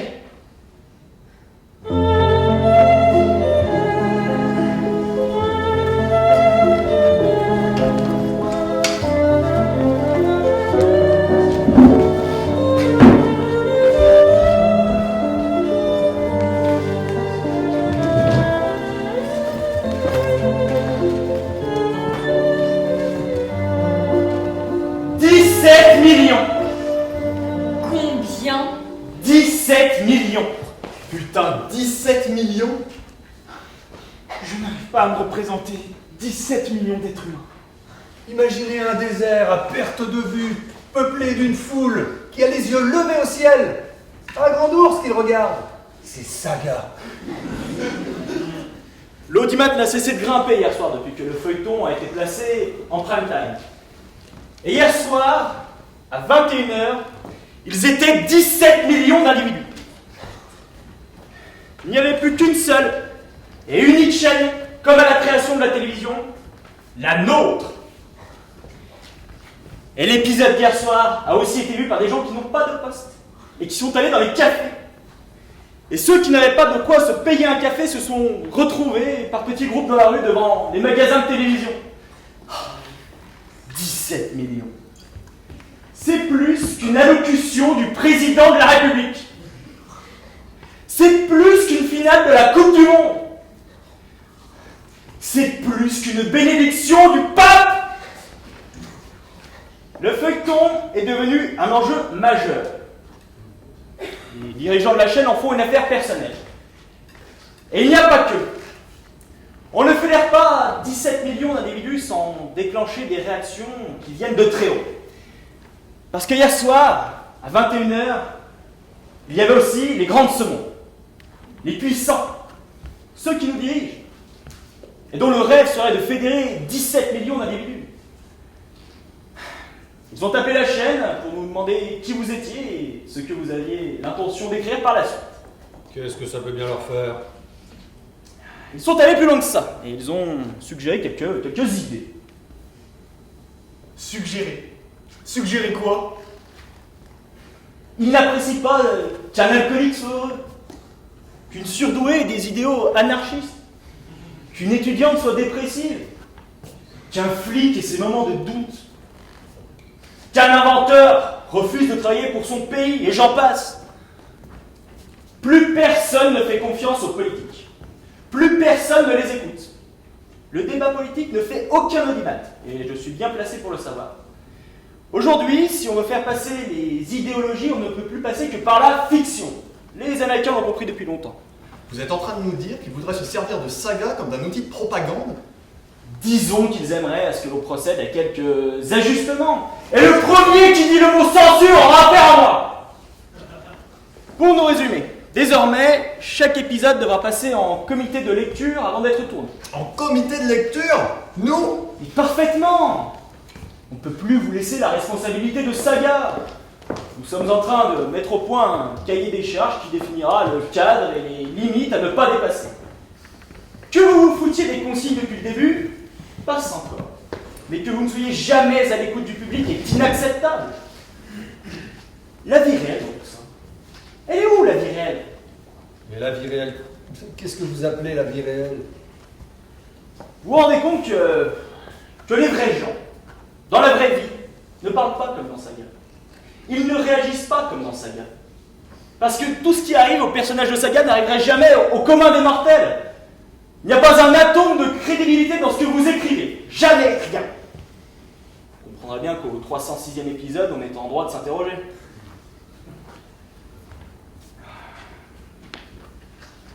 Allez, pensez à l'énorme chèque que vous allez empocher. Bon, et dites-vous bien que personne n'est irremplaçable. Tous les scénaristes de la place se battraient pour continuer Saga. À bon entendeur.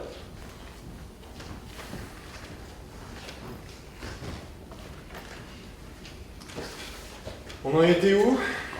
Maintenant, on a l'épisode 324, là où Camille va quitter Jonas.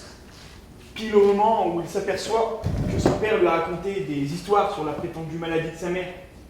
Qui serait toujours vivant, à ton avis? Oui, en fait, Walter a toujours voulu leur cacher que leur mère les avait abandonnés. Excellent. Et aujourd'hui, elle réapparaît 20 ans plus tard pour jouer le rôle de cette mère belle et bien morte. Mildred est au courant, mais elle préfère ne pas en parler à Bruno, qui, parce qu'il a besoin d'une forte somme d'argent, s'est fait recruter par une industrie pharmaceutique pour tester un nouveau médicament. Qui a des effets secondaires inattendus. Il y a des espèces de bouffées délirantes, ou d'effets, n'importe quoi. Mais c'est nous qui avons des bouffées délirantes. C'est nous qui disons n'importe quoi. Mais il y a des moments où je me demande, c'est pas Séguré qui a raison. La mère qui réapparaît 20 ans plus tard. C'est pas plus idiot que votre idée de Walter qui engage une comédienne sur le retour pour jouer le rôle de cette mère belle et bien morte. Mais elle est morte ou elle est pas morte? Mais pour moi, elle l'est. Toute hypothèse inverse serait absurde et nous priverait d'une ou de bonnes situations. Cette intrigue-là est périphérique. Que la mère soit morte ou pas, cela ne change rien à la séparation de Camille et Jonas, sans qu'elle daigne lui expliquer pourquoi. Alors si moi, je ne comprends rien à cette séparation, comment voulez-vous que 17 millions de spectateurs comprennent? Et là, Marco, vous allez un peu vite en besogne, je trouve. Jonas s'est comporté comme un goujat avec elle depuis le début. Il s'est toujours senti en terrain conquis. Et on va se calmer là. Dès qu'il s'agit de Jonas, c'est vous qui tombez dans les clichés sexistes. Continuez comme ça et on va laisser 17 millions de spectateurs sur le carreau. Alors, à votre place, oui, je n'en rajouterai pas. Sans vos intrigues de série B, on n'en serait pas là. C'est la première fois de toute ma carrière que j'ai 17 millions de spectateurs. Alors je ne vous laisserai pas faire n'importe quoi au nom de votre romantisme débile. Un type qui convoque le hasard pour se sortir des situations inextricables n'a aucune leçon à me donner. Moi, je convoque le hasard pour me sortir de situations inextricables. Parfaitement, pour vous tout est bon, même la psychologie de bazar. C'est Séguret qui a raison depuis le début. Où est la vie réelle là-dedans? Je me demande comment j'ai fait pour m'enfermer des mois et des mois avec vous trois. Bon, on est marre. Oh, mais surtout que personne ne la rattrape, hein. La rattraper? Mais qui vous parle de la rattraper? Moi aussi j'en ai marre de rester là et de vous entendre faire n'importe quoi. Ici je commence à faire du surplace. J'ai besoin d'air. Vous me freinez. Bien joué, Louis. Avec 17 millions de spectateurs, c'était bien le moment de nous faire la leçon. Comme si vous aviez quelque chose à nous apprendre avec vos 30 ans de carrière. Êtes-vous sûr d'être bien fait pour ce métier, mon petit Marco? Vous n'êtes même pas capable de faire la différence entre une idée et une situation. Ah, vous avez écrit des tonnes de dialogues, mais avez-vous écrit au moins une seule vraie réplique? Le jour où vous comprendrez que le scénario, c'est de l'image et pas du verbe, là vous nous épargnerez vos tunnels explicatifs. Si c'est pour écrire des pièges sanglants ou des fatals destins, à quoi bon prétendre être scénariste? Moi, j'avais envie de faire rêver, de faire rire, de faire pleurer. Et vous avez bradé tout ça en cours de route. Saga, c'était la chance de ma vie. J'avais 17 millions de spectateurs. Je vous les laisse. Eh bien, tant mieux! Foutez le camp, tous! J'ai besoin de personne pour l'écrire, cette saga.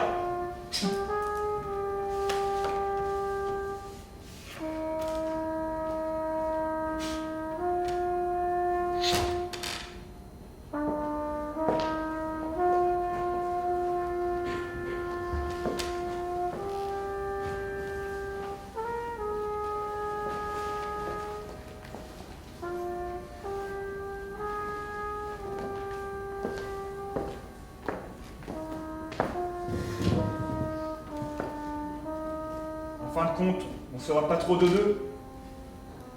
Parce que vous avez cru que j'allais vous faire cadeau de mes 4 250 000 spectateurs, comme ça, sans rien faire.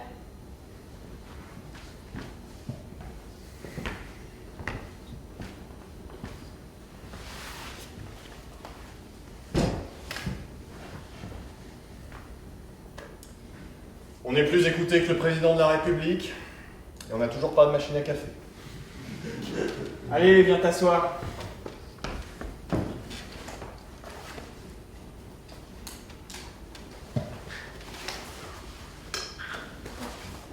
On n'attend pas Louis. J'ai du mal à imaginer la saga sans lui. Il ne reviendra pas. Trop fier. Je l'ai vu qui remontait le boulevard, il avait l'air furieux. Il est là, à la station de taxi. Louis! Hé Louis, revenez! Arrêtez de faire cette tête! Allez quoi, revenez Louis. On a besoin de vous. Et il n'y a pas que nous, il y a Marie, et Walter, et Camille, Jonas. 17 millions, Louis! 17 millions!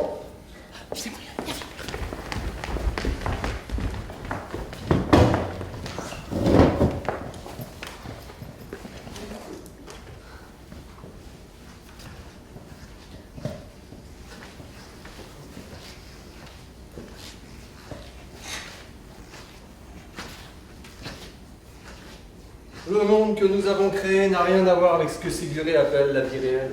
Vous savez pourquoi? Parce que le réel n'est pas crédible une seconde. Il est vicieux, imprévisible et sans aucune logique. On va quand même pas se laisser emmerder par la vie réelle. Puis après tout, il n'y a pas que la vie réelle dans la vie. La vie réelle, je ne sais même pas ce que c'est. Et déjà, je lui crache dessus. Charlotte m'a quitté. Quitté pour de bon? Depuis que Saga était entrée dans ma vie, elle se plaignait de moins voir. Et elle avait raison. Même quand j'étais là, j'étais pas là. Alors hier soir, pendant que 17 millions de spectateurs regardaient Saga à la télévision, moi j'ai trouvé un mot de Charlotte sur le frigo. Je suis allé me faire raconter l'histoire que je préfère, la mienne.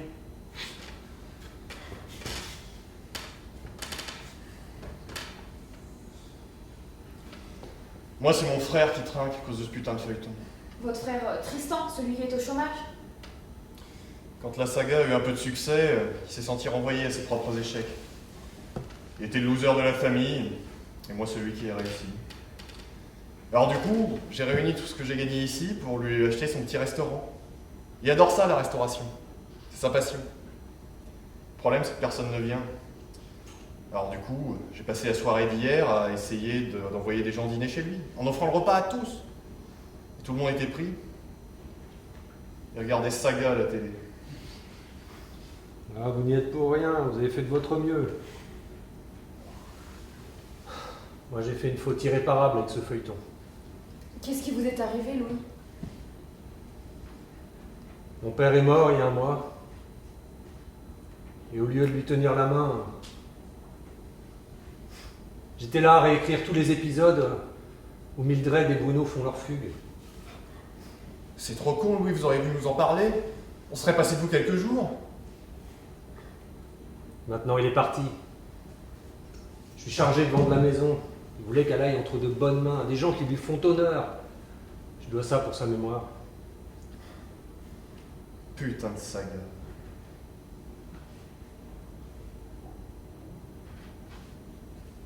Hier soir, pendant que 17 millions de spectateurs regardaient Saga, j'étais avec Victor. Victor? Le salaud de Victor? Depuis le succès du feuilleton, il cherchait à me revoir. C'est bien les mecs, ça. Il a ressorti mes lettres d'amour. Et m'a menacé de les publier. Toute notre intimité dévoilée là comme ça. J'ai l'impression d'être souillée.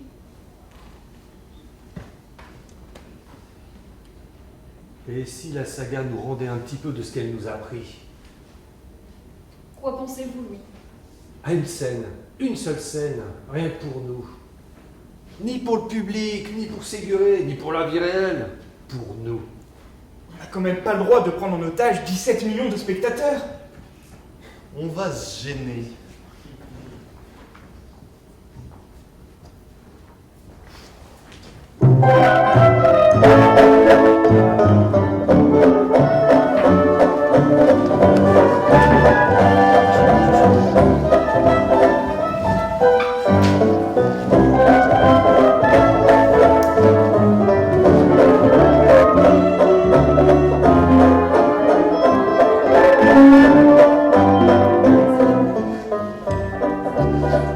Ah, je ne sais vraiment pas si je vais vous suivre à cette fête.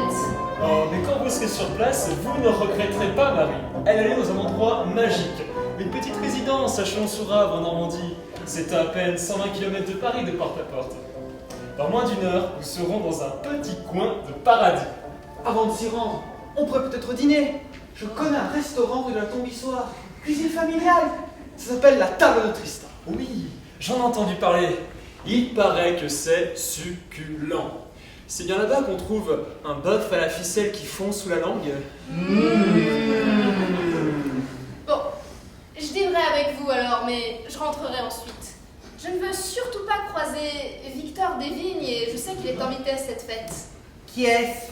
Un grand rouquin qui tient une petite maison d'édition. Plutôt beau gosse, mais qui vieillit mal. Et ça suffit pour le détester? Ah, mais c'est un être mesquin et malveillant. Vous voulez des détails? Il partage l'addition au centime près lorsqu'il dîne avec une femme.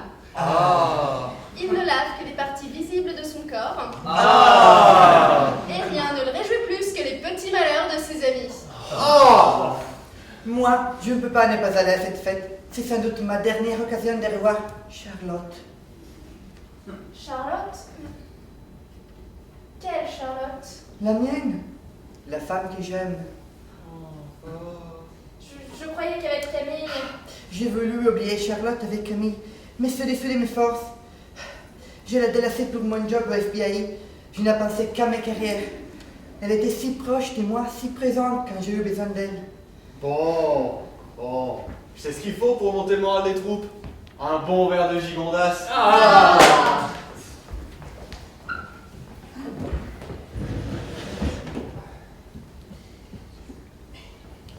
À la table de Tristan, on trouve les meilleurs cotons de Paris. Tristan l'a débusqué lui-même, dans le terroir, comme tout ce que l'on trouve à sa carte.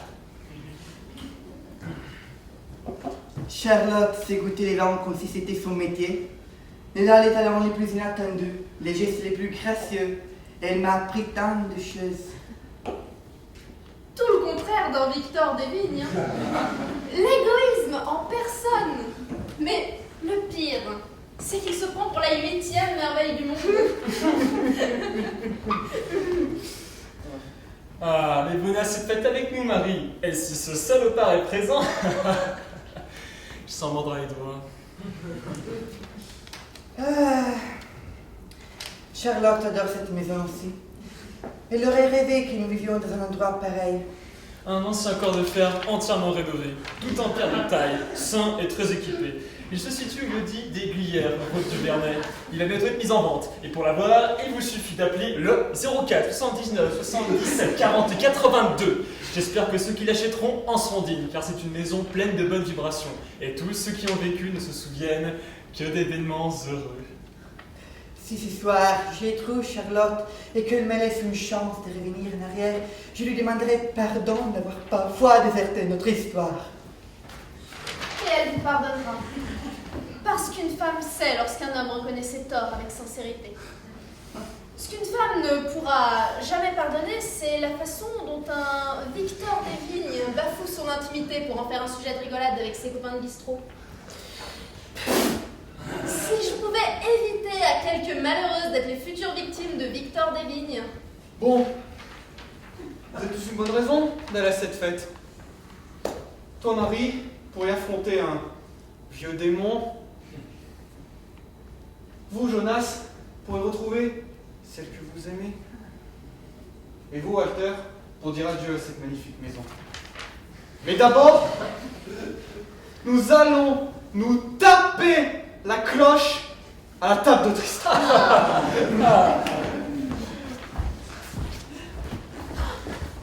Ah oui, j'oubliais une dernière chose. Le roi des machos suce son pouce en dormant.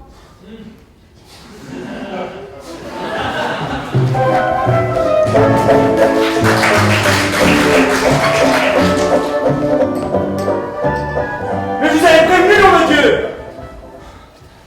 Putain, mais vous n'avez rien voulu entendre. Hein. On vous demandait juste de leur occuper un peu l'esprit pendant 52 minutes. Au mieux de les faire rire. Quand on les fait rire, ils nous mangent dans la main. Quand on les fait pleurer, ils en demandent. Mais vous avez voulu parler à leur âme. Réveiller les consciences. L'imagination au pouvoir. Mais vous croyez encore à toutes ces bêtises? Le pêcheur de Quimper s'endort devant son écran passé 21 heures. Et le jeune de banlieue? Vous croyez que ça intéresse vos animations psychologiques et vos rebondissements de dernière minute? Vous mettez en scène vos frustrations et vous persuadez que c'est de l'art. Vous transformez vos petits ratages individuels en destins sublimes. Vous savez ce que vous faites? Vous fabriquez une marchandise. Comme toutes les marchandises, à la merci du premier zapping. Vous êtes pitoyable. Et surtout, vous êtes virés. Tous les quatre, vous êtes virés.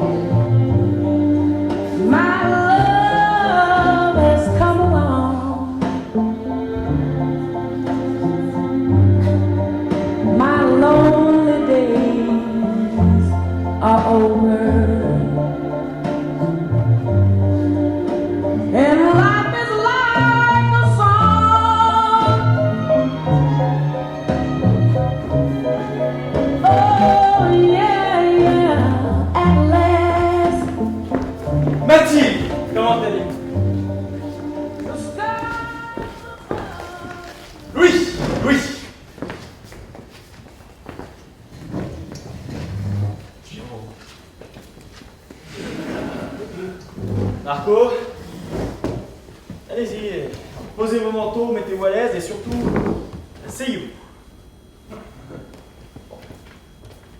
Je ne vais pas y aller par 4 chemins. La chaîne m'a demandé de vous présenter des excuses. Voilà. Après votre départ, tout est allé de travers.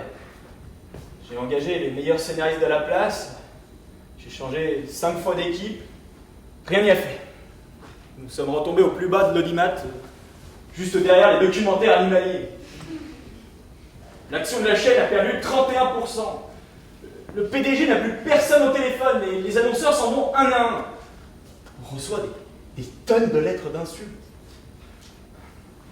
Sachez que désormais, si vous nous accordez une seconde chance, vos conditions seront les nôtres. Et plus personne ne se permettra de changer la moindre ligne de votre texte.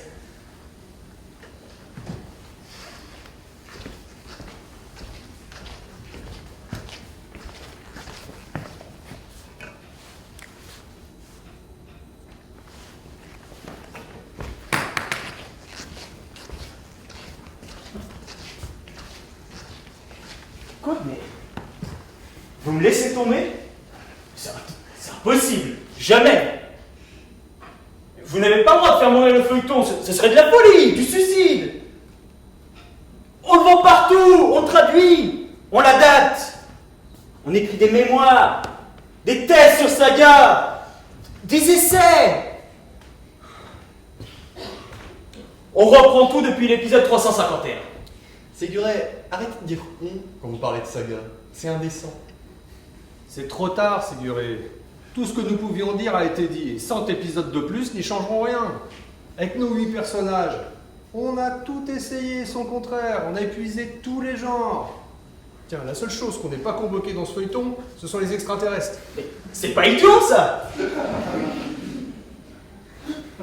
Non mais j'ai rien dit, je plaisantais. Louis a raison. Jonas a rencontré l'amour, Fred la gloire et Mildred le bonheur. Camille s'est trouvé un avenir, Marie et Walter sont enfin en paix avec eux-mêmes. Ils n'ont plus besoin de nous. Saga a encore 1000 choses à dire. Pensez à l'infinité de situations qu'il vous reste encore à écrire. Elles peuvent contenir en elles toutes les histoires du monde. Séguret. L'apogée n'est que l'imminence du déclin. La saga doit mourir de sa belle mort. Attendez. Je sais. On vous a fait des propositions ailleurs, hein. Quelle que soit la somme, je double. C'est trop tard, Séguret. J'ai un vol pour Los Angeles demain matin. Un studio hollywoodien veut me proposer un contrat à l'année. Jérôme, mais qu'est-ce qu'ils ont de plus que nous? Jérôme, ne partez pas, Jérôme, restez. Mathilde, vous n'allez pas nous lâcher. Je vais créer une collection chez un grand éditeur. Je vais m'occuper des jeunes auteurs. Une nouvelle aventure qui commence. L'édition, mais plus personne ne lit. Dans 2 ans, vous mettez la clé sous la porte.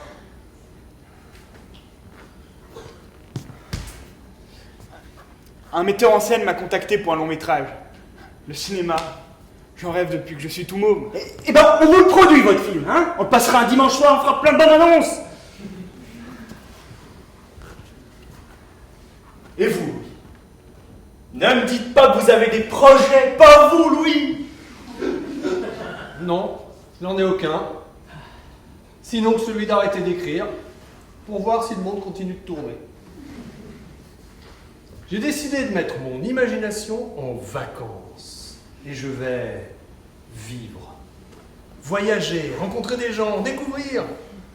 On ne sait jamais. J'ai peut-être du talent pour la vie réelle. Et nos chers dirigeants, vous croyez qu'ils vont s'arrêter là? Oh, bah alors, ils ont bien trop à faire à écrire notre avenir. Et pour ce feuilleton-là, ils auraient bien besoin de scénaristes. Une guerre! Et si on déclenchait une guerre? Ça y est, pète un câble. Une guerre. Mais Séguret, en plus de 300 épisodes de saga, on a écrit toute l'encyclopédie du drame ordinaire. Les personnages qui se détestent et qui se réconcilient pour mieux se détester à nouveau. Les couples qui se déchirent en pensant s'aimer plus fort. Je vous passe les vérités qui blessent, les coups bas qui font mal, l'ironie qui fait mouche et les petites phrases qui tuent. Alors si vous me demandez aujourd'hui s'il est souhaitable de faire cette guerre, je vous répondrai que pour ma part, je n'en ai pas la force. Elle est 17 millions de spectateurs. Qu'est-ce qu'ils vont penser de tout ça? Qu'est-ce qu'ils vont penser de tout ça, le pêcheur de Quimper? Mais il n'y a pas que lui dans les 17 millions de spectateurs qui nous suivaient. Il y a aussi les brisés, les esselés, les laissés pour compte. Tous ceux qui n'avaient ni amis ni famille, mais qui s'en trouvaient une le soir à partir de 21h. Tous ceux que la vie réelle avait laissés en cours de route. À eux d'écrire désormais leur propre saga au jour le jour. On leur a donné suffisamment d'outils pour qu'ils se débrouillent tout seuls. C'est 17 millions de scénaristes qu'il faudra maintenant pour imaginer la suite. Et si, plutôt qu'une guerre, Saga leur laissait un monde au sommet de son évolution? Une humanité enfin en paix avec elle-même. Pour que la ménagère du Var, le chômeur de Roubaix, le jeune de banlieue et le pêcheur de Quimper soient tentés d'y croire. Ne serait-ce qu'un seul instant.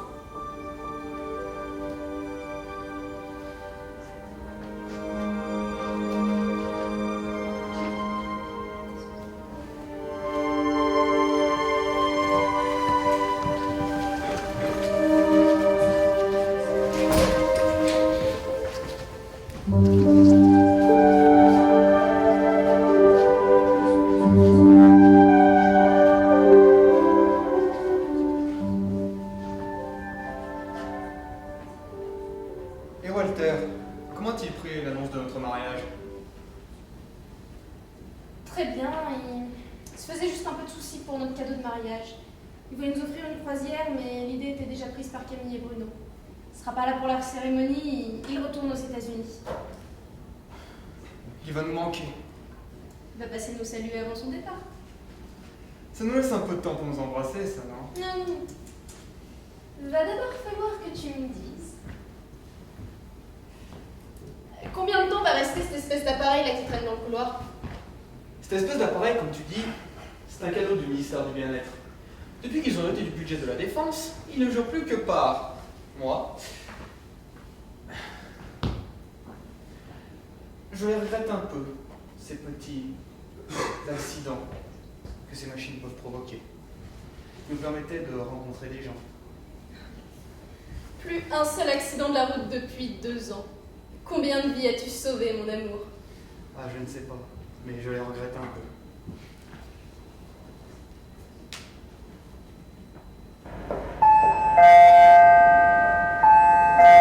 tu attends quelqu'un. Non.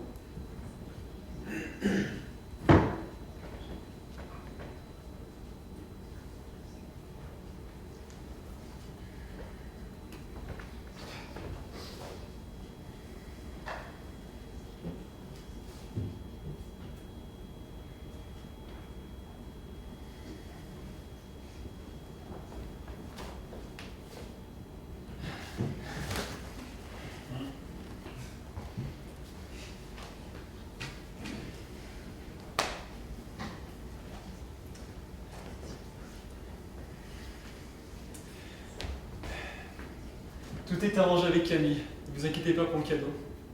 Vous aurez la surprise le jour du mariage.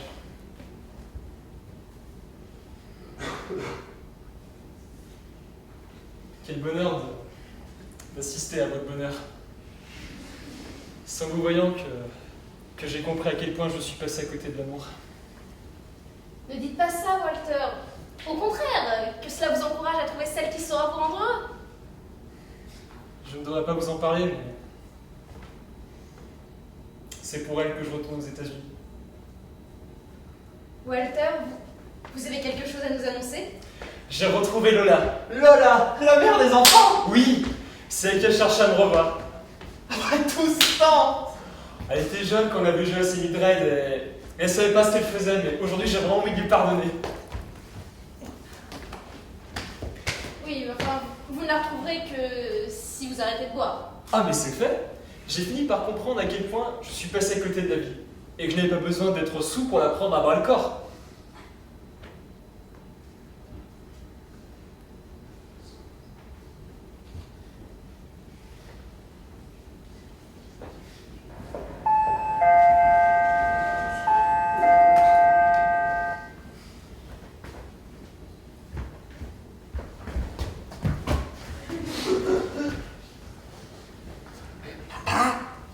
chercher. Non, mais restez, Jonas, je vais vous servir un verre.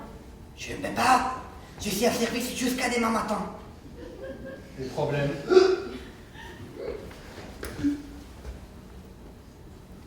L'FBI est sur une piste d'une gang qui diffuse des fausses traductions des poèmes de T.S. Eliot.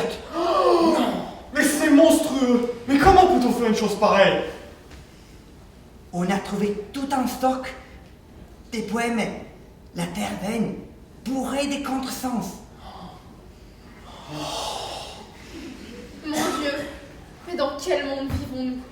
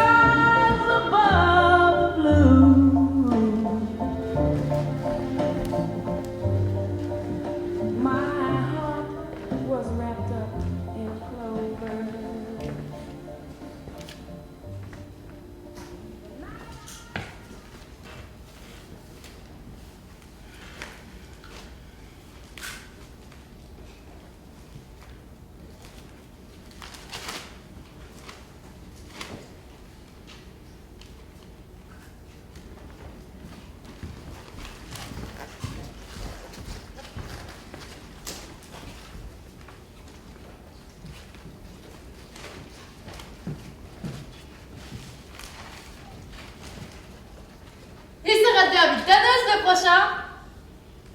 Je sais pas. Moi j'attends le direct pour Roubaix.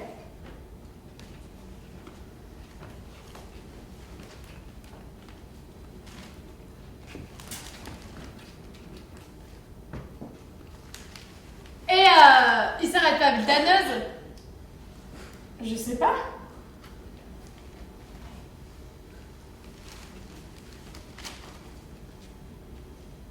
C'est pas grave, dame. Merci.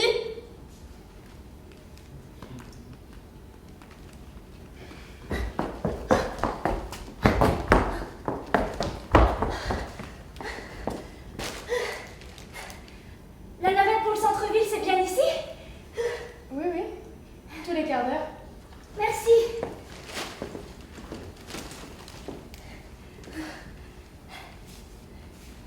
Je ne suis pas habituée à la grande ville. Vous habitez dans une cité? Non, en pleine campagne, à 50 km au sud de Draguignan. Ah, c'est dans quel département ça? Le Var? Oui, dans le Var. Vous avez le soleil? Oh, pour ça, on est gâtés. Mais parfois l'été. Ouh! Ouh! Et vous? Vous venez de loin? Moi je vais pas souvent le soleil, je suis de Roubaix. Je comprends. Bah, faut partir en vacances. Faut descendre nous voir. Je peux pas, je suis à la recherche d'un emploi. Là, je venais pour un entretien d'embauche, mais ça n'a pas fonctionné. Désolée. Faut faire avec. Oh! Non, jury, excusez-moi. C'est la manière dont vous avez dit faut faire avec. Je ris parce que ça me rappelle un truc que j'ai vu à la télé il y a déjà quelques années. Il y avait un personnage qui disait toujours ça. Faut faire avec. Et quand il disait ça, ça faisait peur à tout le monde parce qu'il allait à coup sûr se passer quelque chose de grave. On ne savait plus s'il portait la poisse ou s'il avait des prémonitions. J'aimais bien. C'est bête ce que je dis, je vous embête avec ça. C'était Walter! C'était qui? Le personnage, il s'appelait Walter! Mais oui, Walter! Vous aussi vous regardiez? En y réfléchissant, je me dis que c'est de lui que je tiens ce faux père avec. J'adorais Saga. Surtout quand ça passait le matin. À l'époque, je ne travaillais jamais avant 11h. Moi aussi. J'étais serveuse. Moi aussi. Enfin, je veux dire, je regardais le matin. Et dès que c'était terminé, c'était l'heure d'aller faire les courses. Moi, celui que j'adorais, c'était lui. Walter. Je le comprenais tellement bien, ce gars-là. Je sais pas pourquoi. Moi, je me disais que c'était un petit peu moi. C'est bizarre. C'est pas bizarre du tout. Tenez, vous vous souvenez de Marie?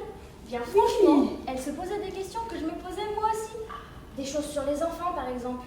Elle disait des choses que parfois j'avais sur le cœur et elle les disait bien. Tenez, je me souviens d'une ou deux fois où je me suis servi de ses répliques pour avoir une explication avec mon mari. Non. Véridique. Eh bien, ça m'a vraiment aidée. Elle me donnait confiance en moi, Marie. Moi, c'était Bruno. Trop fort, Bruno. Il m'éclatait. Il pensait que sa tête, lui. Il pensait pas comme ses voisins ou comme sa bande. Il pensait que sa tête, lui. C'était pas une racaille, c'était un vrai rebelle. Oui, il réfléchissait toujours avant d'agir. Même que parfois, il agissait plus du tout. C'était ça qui était bien dans Saga. Parfois, il n'y a pas de solution miracle. Alors, on laisse faire le temps. Et on s'accroche ferme, hein. Le temps que le temps passe. Marie, elle prenait toujours le taureau par les cornes. C'était la seule à savoir parler à ce flic américain. Comment il s'appelait déjà Jonas. Oui, lui. Elle savait le coincer entre quatre yeux et lui dire tout ce qu'il refusait d'entendre. Surtout sur l'angoisse de la paternité. Et vous vous souvenez de cet épisode où il a besoin d'elle pour une mission? Mais bien sûr, elle lui sert d'appât pour faire tomber un gangster. Il en fait une séductrice. J'ai adoré cet épisode. Comment elle le coince, grave. Et vous vous souvenez du générique?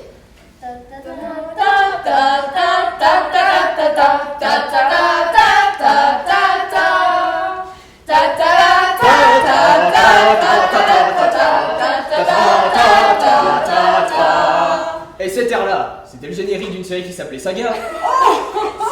On regarde la télé en haute mer. Vous croyez qu'on fait quoi le soir, sur un chalutier qui revient de Terre-Neuve? Qu'on chante des chansons de marins en buvant du rhum? Non, franchement, je crois que j'ai jamais raté un épisode de Saga.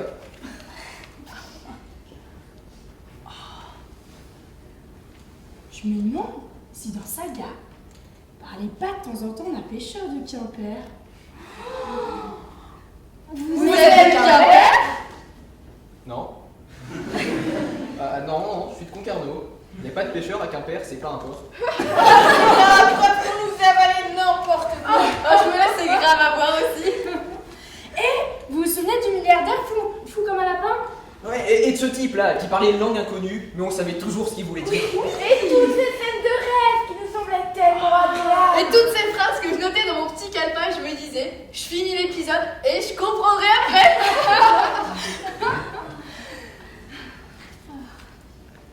Vous voulez que je vous dise? Saga me manque. Eh, qui sait?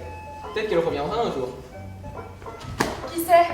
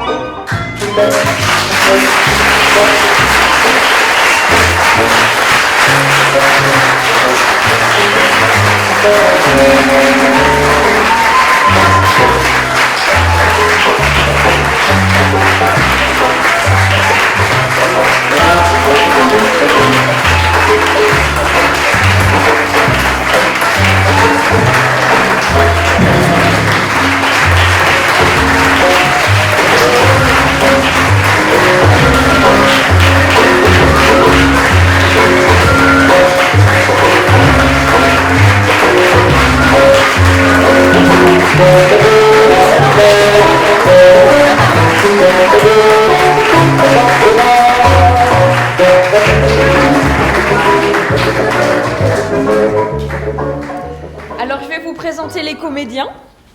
Alexia.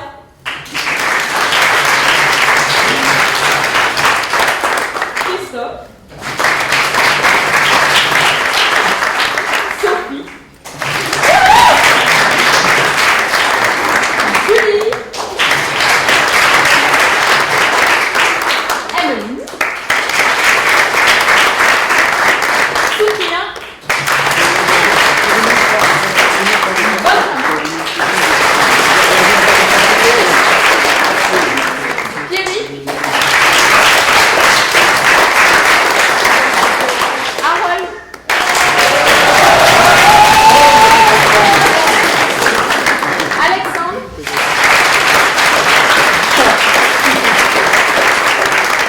Jérôme. Federico.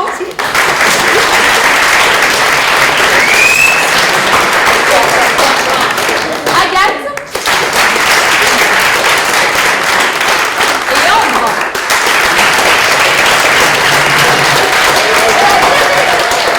Et à ma droite, Pauline.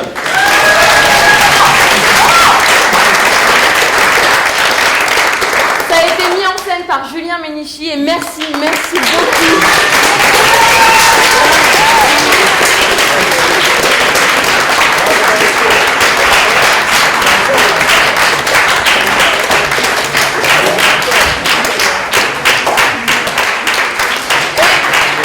Attendez. Sans eux, nous saurons rien, vous ne verrez rien, vous n'entendrez rien. Joris.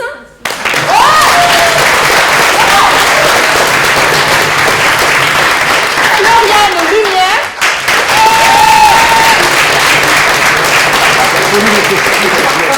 Pauline au costume et Asiadé.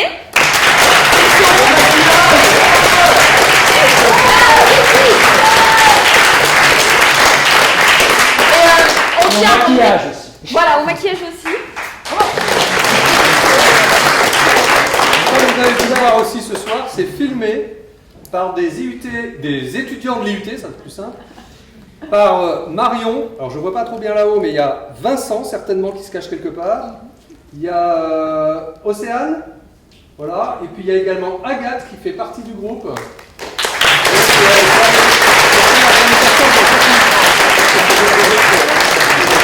Et le décor est de Christophe.